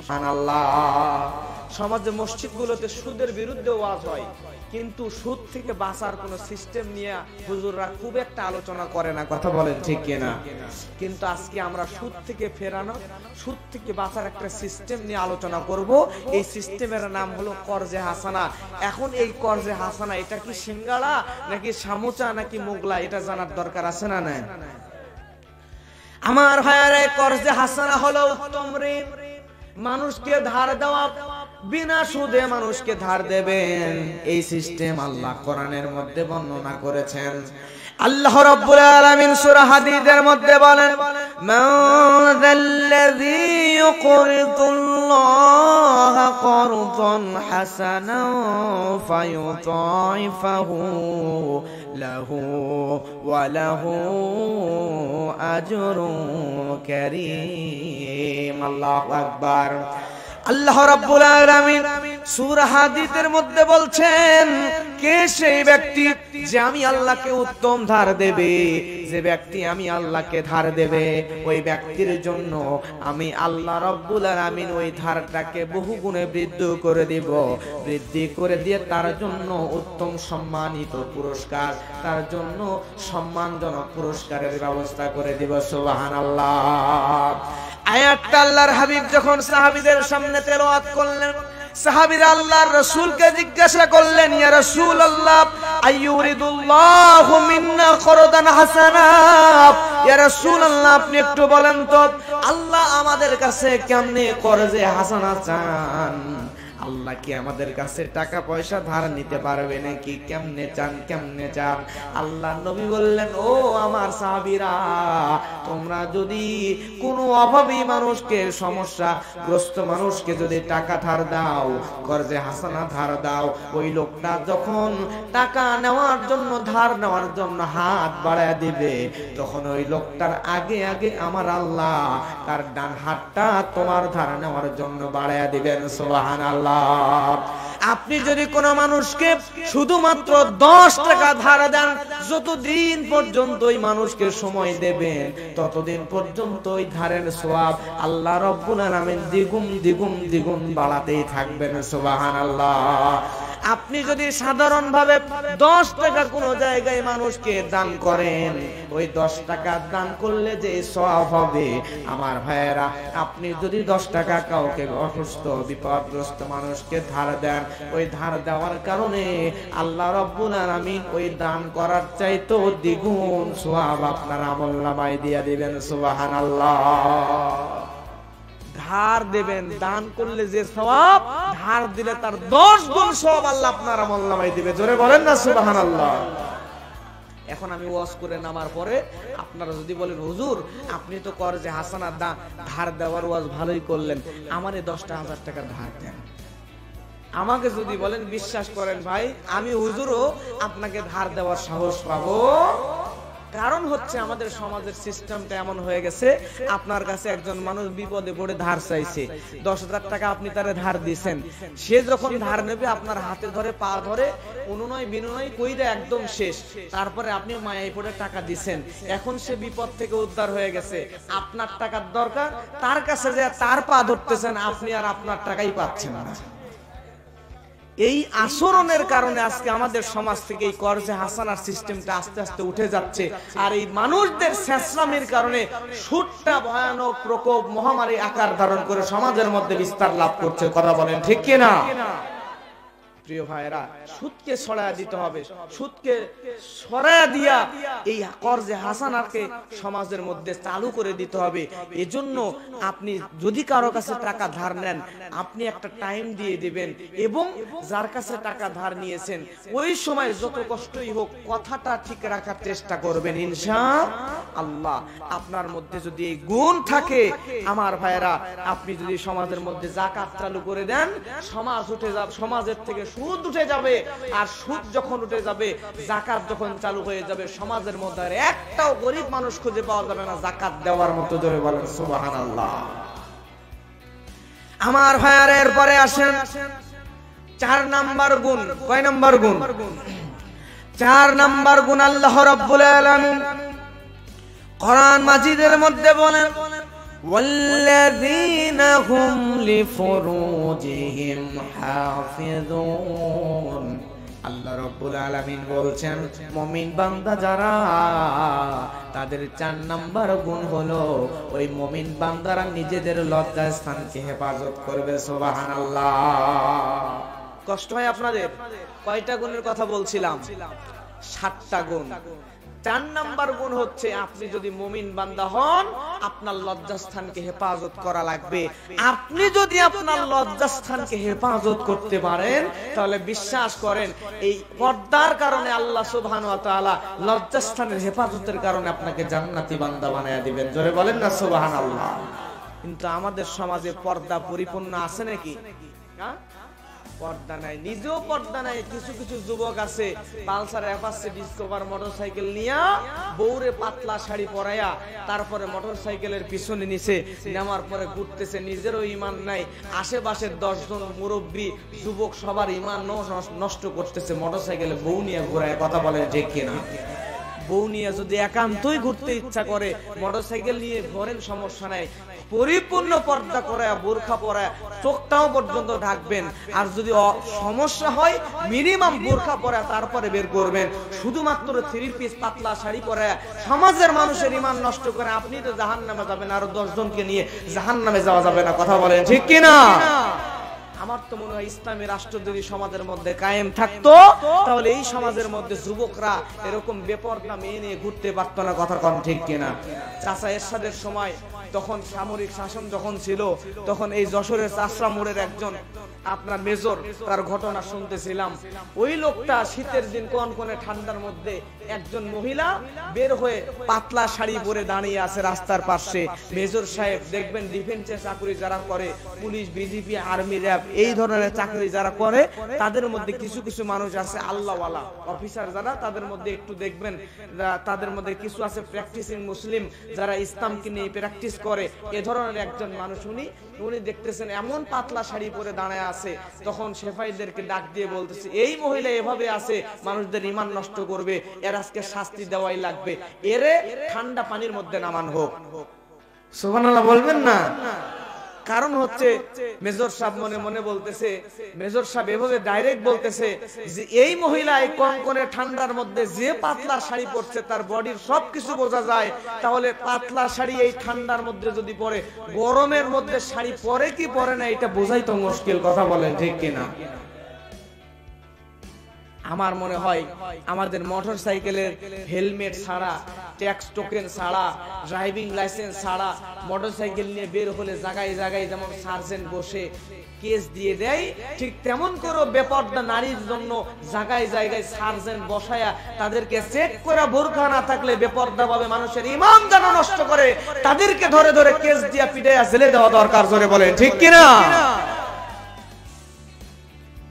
আমার ভাইয়েরা লক্ষ্য করেন, তাহলে মুমিন বান্দা হলে আমাদেরকে আল্লাহ রাব্বুল আলামিন বলেন মুমিন বান্দা যারা হবে তাদের লজ্জাস্থানকে হেফাজত করবে।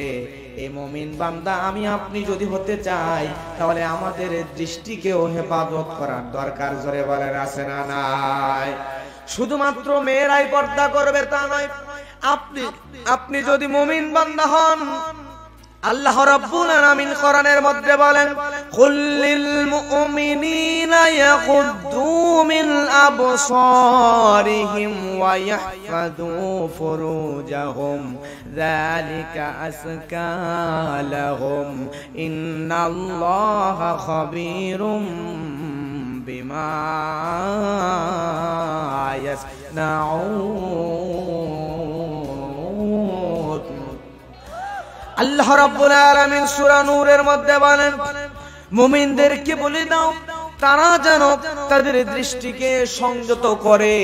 আমার ভাইয়েরা, মুমিন বান্দারা যেন তাদের লজ্জাস্থানকে হেফাজত করে। আপনি যদি মুমিন বান্দা হন তাহলে শুধুমাত্র নারী পর্দা করবে তাই নয়, নারীকেও পর্দা করতে হবে এবং আপনার দৃষ্টিকেও সবসময় অবনত নিচু করে রাখা লাগবে। জোরে বলেন কথা ঠিক কিনা? আমার ভাইয়েরা লক্ষ্য করেন, এরপরে 5 নাম্বার গুণ। কয় নাম্বার গুণ? 5 নাম্বার গুণ। আপনি যদি মুমিন বান্দা হন আমার ভাইয়েরা, তাহলে 5 নাম্বার গুণ হলো আল্লাহ রাব্বুল আলামিন কোরআনের মধ্যে বলেন ইল্লা আলা আসওয়াজিহিম আইমা মালাকাত আইমানুহুম ফাইন্নাহুম গায়রু মালুমিন ফামান ইবতাগা ওয়ারা যালিকা ফাউলাইকা হুমুল আদুন। আল্লাহু আকবার। আল্লাহ রাব্বুল আলামিন এখানে বলেন ইল্লা আলা আজওয়াজিহিম আও মা মালাকাত আইমানুহুম ফাইন্নাহুম গায়রু মালুমিন। আল্লাহ রাব্বুল আলামিন জানায় দেয় মুমিন বান্দা যারা হবে, সূরা মুমিনুনের 6 নাম্বার এবং 7 নাম্বার আয়াত দিয়া আল্লাহ রাব্বুল আলামিন 5 নাম্বার গুণের কথা বলে। মুমিন বান্দা যারা হবে তারা নিজের অধিকারভুক্ত দাসী এবং নিজের স্ত্রী ব্যতীত অন্যদিকে নজর দিবে। এখন দাস প্রথা আছে নাকি? কিন্তু স্ত্রী আছে না নাই? কিন্তু আপনি যদি মুমিন বান্দা হন তাহলে আপনি আপনার বউ ছাড়া অন্য কোনো দিকে নজর দিতে পারবেন না। কথা বলেন ঠিক কিনা? কিন্তু আমাদের সমাজের মধ্যে পরকীয়া এত প্রকোপ ভয়ানক ধারণ করেছে, এমন ভয়ানক অবস্থার ধারণ করেছে পরকীয়া। একই বিছানার উপরে স্বামী আর স্ত্রী দুইজনই আছে। বিছানার ডান দিকে স্বামী, বাম দিকে স্ত্রী, দুইজনের হাতের মধ্যে 2টা মোবাইল। একই বিছানায় একজন স্ত্রী ডানে বসে মোবাইলের মধ্যে স্বামী থাকতে অন্য পর পুরুষের সঙ্গে পরকীয়া করে। ওই বিছানার বাম দিকে স্বামী তার বউ পাশে থাকতে মোবাইলের মধ্যে অন্য নারীর সঙ্গে পরকীয়া করে। আছে না নাই? একই বিছানায় দুইজন, কারোর সাথে কারো কানেকশন নাই। স্ত্রী আরেকজনের সঙ্গে, স্বামী আরেকজন নারীর সঙ্গে, স্ত্রী আরেকজন পুরুষের সঙ্গে পরকীয়ায় লিপ্ত আছে। কথা বলেন ঠিক কিনা? এই পরকীয়া দিয়ে সমাজ সয়লাভ হয়ে যাচ্ছে। আমার ভাইয়েরা, এই পরকীয়ার পিছনে কিছু কারণ আছে। আল্লাহ রাব্বুল আলামিন নারীদেরকে কেন সৃষ্টি করলেন? সূরা রুমের মধ্যে আল্লাহ রাব্বুল আলামিন সুন্দর করে জানিয়ে দিচ্ছেন। আল্লাহ বলেন ওয়া মিন আয়াতিহি আন খালাকা লাকুম মিন আনফুসিকুম আজওয়াজান লিতাসকুনু ইলাইহা ওয়া জাআলা বাইনাকুম মাওয়াদ্দাতান ওয়া রাহমা। আল্লাহু আকবার। আল্লাহ রাব্বুল আলামিন আয়াতের মধ্যে সুন্দর করে জানিয়ে দিচ্ছেন আমি আল্লাহ রাব্বুল আলামিন নারী জাতিকে সৃষ্টি করলাম পুরুষদের মনোরঞ্জন করার জন্য। পুরুষদের অর্থাৎ নারীকে সৃষ্টি করেছি, ওই নারী তার স্বামীর মনকে প্রশান্তি দিয়া ভরপুর করে দিবে। তার মানে নারী সৃষ্টি আল্লাহ করলেন। কোরআনের মধ্যে বলেন কারণ হলো পুরুষের মনের প্রশান্তির জন্য। কার প্রশান্তির জন্য? নারীকে আল্লাহ সৃষ্টি করলেন আপনার আমার মনের প্রশান্তির জন্য, কিন্তু এই সমাজের কিছু নারী প্রশান্তির জায়গায় আমরা পুরুষদের অশান্তির কারণ হয়ে দাঁড়াইছে। কথা কম ঠিক কিনা? ডানে বললে বামে যায়, বামে বললে ডানে যায়, উঠলে বসে যায়, বসতে বললে উঠে যায়। এরকম নারী আমাদের সমাজে আছে না নাই? আমার ভাইয়েরা, আমাদের মায়েদেরকে জন্য পরিবর্তন হওয়া লাগবে। তবে আমাদেরও বোঝা লাগবে নারী কিন্তু বাঁকা হাড়ের তৈরি। কথা বলেন ঠিক কিনা? সহিহ বুখারীর হাদিস, আল্লাহ নবী বলেন ইস্তাখসু বিন নিসা, নারীদের সঙ্গে মিষ্টি করে কথা বলা লাগবে। কারণ হলো ফাইনাল মারআতা খুলিকাত মিন দিলাই, নারী হলো বাঁদরের বাঁকা হাড়ের তৈরি। এই বাঁদরের বাঁকা হাড়ের তৈরি, এই জন্য নারী একটু বাঁকা স্বভাবের হবে, এটাই হলো স্বাভাবিক। কথা বলেন ঠিক কিনা? আপনি যদি নারীকে যদি আপনি সোজা করতে চান, ফাইন যাহাবতা তুকিমুহু কাসারাতা, তুমি যদি চাও নারীকে সোজা রাখবা, এই নারীকে সোজা রাখতে চাইলে নারী ভেঙে যাবে। আমার ভাইয়েরা, আপনারা যদি কঞ্চি নিয়া, এই পাতলা একটা কঞ্চি নিয়া বাঁকা করতে যান, সামান্য বাঁকা করলে কি হবে? কিছুই হবে না। বেশি বাঁকা করলে ভেঙে যাবে। কথা বলেন ঠিক কিনা? আর যদি সোজা করতে চান, ওইভাবে ছেড়ে দেন সোজা না করে, তাহলে বাঁকায় থাকবে সারা জীবন। কথা বলেন ঠিক কিনা? নারীও হলো তেমন। আপনি যদি নারীকে বেশি বাঁকা করতে চান, বেশি সোজা করতে চান, টানাটানি কইরা বেশি সোজা করতে গেলে একবারে ভেঙে যাবে, আর ছেড়ে দিয়ে রাখলে সারা জীবন বাঁকায় থাকবে। কথা বলেন ঠিক কিনা? এজন্য আল্লাহর রাসূল বলেছেন কি করবেন? ছেড়েও দিবেন না, আবার বেশি টানাটানি করে পুরোপুরি সোজা করার চেষ্টাও করবেন না। আল্লাহ নবী বললেন ফাস্তাউসু বিন নিসা, আমার হাবিব বললেন, আল্লাহর হাবিব বললেন, বান্দারে, আমার উম্মতেরা রে, তোমরা শোনো, তোমরা ওই নারীদের সঙ্গে শুধুমাত্র ফাস্তাউসু বিন নিসা, সুন্দর করে কথা বলতে পারো। মিষ্টি করে কথা বললে যতই কঠোর নারী হোক, তার হৃদয়টা আমার আল্লাহ নরম করে দিবেন। সুবহানাল্লাহ। রাত 2টার সময় আপনি আপনার বন্ধুরে নিয়ে আসতেন, মেয়েদের স্বভাব দেখবেন যে ওর বাপের বাড়ির আত্মীয় স্বজন যদি আসে, তাহলে দুনিয়ার মাছ, মাংস, ইলিশ মাছ, গরুর গোস্ত, খাসির গোস্ত, মুরগির গোস্ত যা আছে সব রান্না করবে, কোনো অসুস্থতা নাই। আর আপনার বাপের বাড়ির, আপনার বাড়ির পরিবারের কেউ আসলে দেখবেন যে অসুস্থ হয়ে বসে থাকে। এই যে মুরব্বীর নাকি জ্বরই চলে আসছে না, চিন্তা করা যায়। তাহলে সবারই এরকম? আমি তো মনে করছি শুধু আমাদেরটা সবার। এখন আসেন হাদিস থেকে জেনে নেন বিপদ থেকে বাঁচবেন কেমনে। নবী বললেন ফাস্তাউসু বিন নিসা, রাত 2টার সময় আপনার বন্ধু বান্ধব আসছে আপনার বাড়িতে, আসার পরে আপনাকে, এখন তো তাদের জন্য কিছু রান্না করা লাগবে, বউরে যা যদি বলেন এই তাড়াতাড়ি ওঠ, বন্ধু বান্ধব আসছে রান্না করে দে, তখন বউ কি বলবে জানেন? ওই যে ওইদিকে রান্নাঘর যায়, তুমি সুন্দর করে রান্না করে তোমার বন্ধু তুমি রান্না করে খাও, আর যদি না পারো হোটেল আছে কিনে খাওয়াও। কথা বলেন ঠিক কিনা? এই কথাই বলবে। এখন যদি আপনি আপনার বউয়ের কাছে যান, যা যদি বলেন প্রাণের বিবি, তুমি আসলে অনেক ভালো একটা মেয়ে, তোমার প্রশংসা, তোমার রান্নার প্রশংসা সবাই করে, তোমার মতো একটা মেয়েকে জীবন সঙ্গী হিসেবে পাইছি, এজন্য আমার জীবন ধন্য।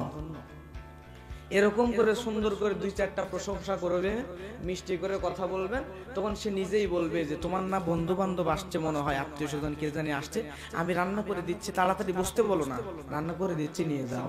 সুবহানাল্লাহ বলবেন না? নারীদেরকে সোজা করার কৌশল, কোয়ালিটি আল্লাহর হাবিব শিখিয়ে দিয়েছেন। ফাস্তাউসু বিন নিসা, মিষ্টি করে কথা বলো, যতই কঠিন নারী হোক তার হৃদয়টা আল্লাহ নরম করে দিবেন। বাঁকা সোজা করতে যাবেন না, আবার ছেড়ে দিয়েও রাখবেন না, হালকা সোজা করে ওইভাবে রেখে দিবেন, তাইলে দেখবেন সারা জীবন শান্তিতে, না হলে অশান্তিতে আপনার দুনিয়া আখিরাত সব বরবাদ। কথা বলেন ঠিক কিনা? আমার ভাইয়ারা লক্ষ্য করেন, এরপরে 6 নম্বর গুণ, ধরে বলেন কয় নম্বর গুণ? 6 নম্বর গুণ হলো আল্লাহ রাব্বুল আলামিন বলেন ওয়াল্লাযীনা হুম লিআমানাতিহিম ওয়া আহাদিহিম রাউন। আল্লাহু আকবার। আল্লাহ রাব্বুল আলামিন কোরআন মাজিদের মধ্যে বলেন, ও দুনিয়ার মানুষেরা, তোমরা শুনে নাও, তোমরা যদি মুমিন বান্দা হতে চাও, জান্নাতি বান্দার কোয়ালিটি অর্জন করতে চাও, তাহলে তোমরা 6 নম্বরে যে গুণ অর্জন করবা তা হলো তোমাদের মধ্যে আমানত এবং ওয়াদা রক্ষা করার মানসিকতা থাকতে হবে। সুবহানাল্লাহ। অর্ডারটা কার? তাহলে জান্নাতি মানুষের 6 নম্বর গুণ ওয়াদা এবং আমানত রক্ষা করার দরকার। যুবক ভাইরা, মুরব্বীরা বলেন আছে না নাই? কষ্ট হয় আপনাদের? আর একবার হাত তোলেন, সবাই তোলেন তো, সবাই তুলবেন, জোরে তাকবীর দেবেন, লিল্লাহি তাকবীর। এত ধীরে না, ওয়া রাব্বাকা ফাকাব্বির, তাকবীর হবে রবের নামে। এই কোটি এই আপনার মেহেরপুরের মাটি থেকে তাকবীর দিয়ে দেবেন, এখান থেকে চলে যাবে ঢাকা, সেখান থেকে চেচনিয়া, বসনিয়া, আরজেবাইজান, तमाम পৃথিবী প্রকম্পিত করে, আমেরিকা, আফ্রিকা, ইউক্রেন, রাশিয়া, तमाम দুনিয়া প্রকম্পিত করে দেন আল্লাহর আশা জীব পর্যন্ত চলে যায়। লিল্লাহি তাকবীর। হাত নামান, আলহামদুলিল্লাহ। আপনাদের কষ্ট হয় না তো? কয় মিনিট?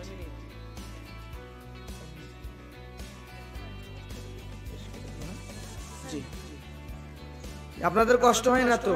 মাঝে মধ্যে একটু তাকবীর দেওয়ায় নিচ্ছি, কষ্ট হতে পারে, কিন্তু প্রিয় মুরব্বীরা, কলিজার টুকরা যুবক ভাইরা, আমরা যখন বিশ্ববিদ্যালয়ে ক্লাস করি, আমাদের বিশ্ববিদ্যালয়ের টিচাররা, প্রফেসররা আইসা একটা সাবজেক্টের উপর 45 মিনিট লেকচার দেন, ক্লাস নিয়ে তারপর বের হয়ে চলে যান। নতুন আর একজন টিচার আইসা আবার আর একটা নতুন বিষয়ের উপর ক্লাস নেন। এটা নিয়ে মডার্ন সায়েন্স গবেষণা করছে যে 45 মিনিট কেন? কারণ হচ্ছে একজন মানুষের একটা বিষয়ের প্রতি সর্বোচ্চ 45 মিনিট পর্যন্ত আগ্রহ, আকর্ষণ থাকে। 45 মিনিটের পর আকর্ষণ, আগ্রহ অন্যদিকে ডাইভার্ট হয়ে চলে যাইতে পারে। এর জন্য আমি আপনাকে মাঝে মধ্যে তাকবীর দেওয়াচ্ছি, যাতে করে এই শীতের দিন আরামের ঘুম হারাম কইরা, কম্বল, আরামের কম্বল, স্ত্রী, বাড়িতে সন্তান সবকিছু রেখে কষ্ট করে শীতের মধ্যে বসে আছেন, মন তো ওই বাড়ির বিছানার কম্বলের দিকে যাইতেই পারে। কথা বলেন ঠিক কিনা? এজন্য আপনার দৃষ্টি আকর্ষণ করানোর জন্যই মাঝে মধ্যে তাকবীর দেওয়াচ্ছি। কষ্ট হয় না তো প্রিয় কলিজার টুকরা যুবক এবং মুরব্বীরা? আচ্ছা, আলহামদুলিল্লাহ। হাত নামান। আমার ভাইরা, তাহলে ওয়াদা এবং আমানত রক্ষা করার দরকার, জোরে বলেন আছে না নাই? ওয়াদা এবং আমানত রক্ষা করা লাগবে। কিন্তু আমাদের সমাজে এমন কিছু মানুষ আছে, দেখবেন ঢাকা থেকে রওনা দিয়েছে, মেহেরপুর গান নিয়ে আসবে, সে এখনো ঢাকা পার হয় নাই, কিন্তু ফোন দিয়েছেন কোথায় আছেন, তখন সে বলতেছে মাত্র কুষ্টিয়া পার হইলাম। এরকম আছে না নাই?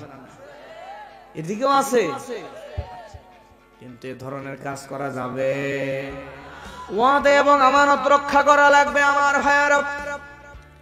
এরপরে মুমিন বান্দার 7 নম্বর গুণ হলো, মুমিন বান্দারা আল্লাহ রাব্বুল আলামিন কোরআনের মধ্যে বলেন, ওয়াল্লাযীনা হুম আলা সালাওয়াতিহিম ইউহাফিযুন। আল্লাহু আকবার। আল্লাহ রাব্বুল আলামিন বলেন, মুমিন বান্দা হলো তারা যারা নিজের নামাজের মধ্যে যত্নবান হয়ে যাবে। আমার ভাইরা, আজকে আমাদের সমাজের মানুষগুলা সবকিছুতে যত্নবান। বাড়িতে বাড়ির সবজি, বাড়ির সামনে সবজি বাগান করেছে, সেখানে যত্ন নেই। গাছ লাগিয়েছে, শীতকালে আমের মুকুল হবে, ওই গাছে সুন্দর করে পানি দিয়ে যত্ন নেয়। ফসলের জমি ফসল লাগাইছে, সেখানেও সর্বোচ্চ দিয়ে যত্ন নেয়। সন্তান, স্ত্রী সবার যত্ন নেন, বাড়ি ঘরের যত্ন নেয়। কিন্তু মানুষরা সবচাইতে অলস যে জায়গায়, সেটা হলো মানুষদের সালাত। কথা বলেন ঠিক কিনা? সব ঠিকঠাক, কিন্তু সালাতের ব্যাপারে, নামাজের ব্যাপারে আসলেই দুনিয়ার সব অলসতা ওই নামাজের মধ্যে ঢুকায়া দেয়। কথা বলেন ঠিক কিনা? আমার ভাইয়েরা, কিন্তু এই কাজ করা যাবে। আমাদের সমাজের যুবকরা আবার এই অ্যান্ড্রয়েড মোবাইলের মধ্যে, অ্যান্ড্রয়েড মোবাইল নিয়ে মোবাইলের ভিতরে গান বাজনা দিয়া আমার সমাজের যুবকগুলা চরিত্র এমন অবক্ষয়ের দিকে চলে যাচ্ছে, যা বলাই মুশকিল হয়ে গেছে। কথা বলেন ঠিক কিনা? যুবকগুলা নামাজের প্রতি মনোযোগী নয়, নামাজের জামাতে নামাজের প্রতি গুরুত্ব না দিয়া আমার সমাজের যুবকগুলা এমন পাগলের মতো গান বাজনা নিয়ে পাগল হয়ে যায়। পরকাল নিয়ে চিন্তা নাই, দুনিয়াতে শুধু টাকা পয়সা, নারী, বাড়ি, গাড়ি নিয়ে পাগল। আর গান বাজনা শুনতে শুনতে কানটাকে নষ্ট করে ফেলেছে। এখন ভালো কথাগুলো হৃদয়ের মধ্যে ঢুকানোই কষ্টকর হয়ে গেছে। কথা বলেন ঠিক কিনা? কিন্তু আমার ভাইয়েরা শুনে না, আল্লাহ রাব্বুল আলামিন এই যৌবনের গান যারা শোনেন তারা শুনে না, আল্লাহ রাব্বুল আলামিন কোরআনের আয়াত দিয়ে গান হারাম করে দিয়েছেন। আল্লাহ রাব্বুল আলামিন কোরআন মাজিদের মধ্যে বলে দিচ্ছেন, আল্লাহ রাব্বুল আলামিন বলেন, ওয়া মিনান নাসি মান ইয়াশতারি লাহুল হাদিস লিয়ুদিল্লা আন সাবিলিল্লাহি বিগাইরি ইলম ওয়া ইয়াত্তাখিযাহা হুজুয়া উলাইকা লাহুম আযাবুম মুহিন। আল্লাহু আকবার। আল্লাহ রাব্বুল আলামিন এই আয়াত দিয়ে আল্লাহ রাব্বুল আলামিন লাহুল হাদিস শব্দ দিয়া যৌবনের সমস্ত রকম কথাবার্তা গানকে হারাম করে দিয়েছেন। কিন্তু বলেন তো আমাদের সমাজের মধ্যে ওই গানের প্রচলন আছে না নাই? বুকটা ফাইটা যায় আছে না নাই? 7 নাম্বার গুণ। কয় নাম্বার গুণ? নামাজের মধ্যে বিনয়ী হওয়া লাগবে। আল্লাহর হাবিব সাল্লাল্লাহু আলাইহি ওয়াসাল্লাম যার আগে এবং পরে কোনো গুনাহ ছিল না, কথা বলেন ঠিক কিনা? আগে পরে কোনো গুনাহ ছিল না, তারপর আল্লাহর হাবিব সাল্লাল্লাহু আলাইহি ওয়াসাল্লাম তার সম্পর্কে আল্লাহ রাসূলের সাহাবী আব্দুল্লাহ ইবনে সিখর রাদিয়াল্লাহু তাআলা আনহু তিনি বর্ণনা করছেন, হযরতে জাবের রাদিয়াল্লাহু তাআলা আনহু তিনি হাদিস বর্ণনা করছেন। তারা বলছেন আল্লাহর রাসূল যখন নামাজে দাঁড়িয়ে যেতেন, এত লম্বা নামাজ তিনি পড়তেন, এত যত্নের সাথে নামাজ তিনি পড়তেন, তার পা গুলো এরকম বড় বড় হয়ে ফুলে যেত। জোরে বলেন আল্লাহু আকবার। শুধু তাই নয়, আল্লাহর নবী যখন নামাজে দাঁড়িয়ে যেতেন তিনি এমন ভাবে কাঁদতেন, এমন আওয়াজ করতেন, আমার ভাইয়েরা আল্লাহর হাবিবের আওয়াজ এমন করে, পাতিলের মধ্যে তরকারি দিলে যেমন তরকারি ফুটলে ফড় ফড় ফড় ফড় আওয়াজ হয়, ওই রকম করে যেই নবীর আগে কোনো গুনাহ নাই, পরে কোনো গুনাহ নাই, ওই নবীও যখন নামাজে দাঁড়িয়ে যেতেন ওই নামাজের মধ্যে ফড় ফড় ফড় ফড় আওয়াজ দিয়ে কাঁদতেন। জোরে বলেন আল্লাহু আকবার। তাহলে এই নবী এত যত্নের সাথে নামাজ পড়েন, আর আমরা ওই নবীর উম্মাত, আমাদের জীবন গুনাহ দিয়ে পরিপূর্ণ। ওই নবীর শাফায়াত ছাড়া আর আল্লাহর রহমত ছাড়া আমরা কেউ জান্নাতে যেতে পারবো? তাহলে এই নামাজ যত্নের সাথে আদায় করার দরকার। জোরে বলেন আছে না নাই? আল্লাহ আমাদেরকে যত্নের সাথে নামাজ আদায় করার তৌফিক দান করুন, সকলে বলেন আমিন। প্রিয় ভাইরা, তাহলে গুণ বলেছিলাম কয়টা? 7টা গুণ। মনে আছে তো আপনাদের? আমি যে বললাম হাজারো শ্রোতার দরকার নাই, যদি 5 জন শ্রোতাও থাকে, একজন শ্রোতাও যদি এই 7টা গুণ নিজের জীবনে আনতে পারে, তাহলে আজকের মাহফিল সফল, আমাদের এই মাহফিলটাও সফল, আমাদের জীবন ও দুনিয়া এবং আখিরাত দুজাহানের জন্য সফল। জোরে বলেন কথা ঠিক কিনা?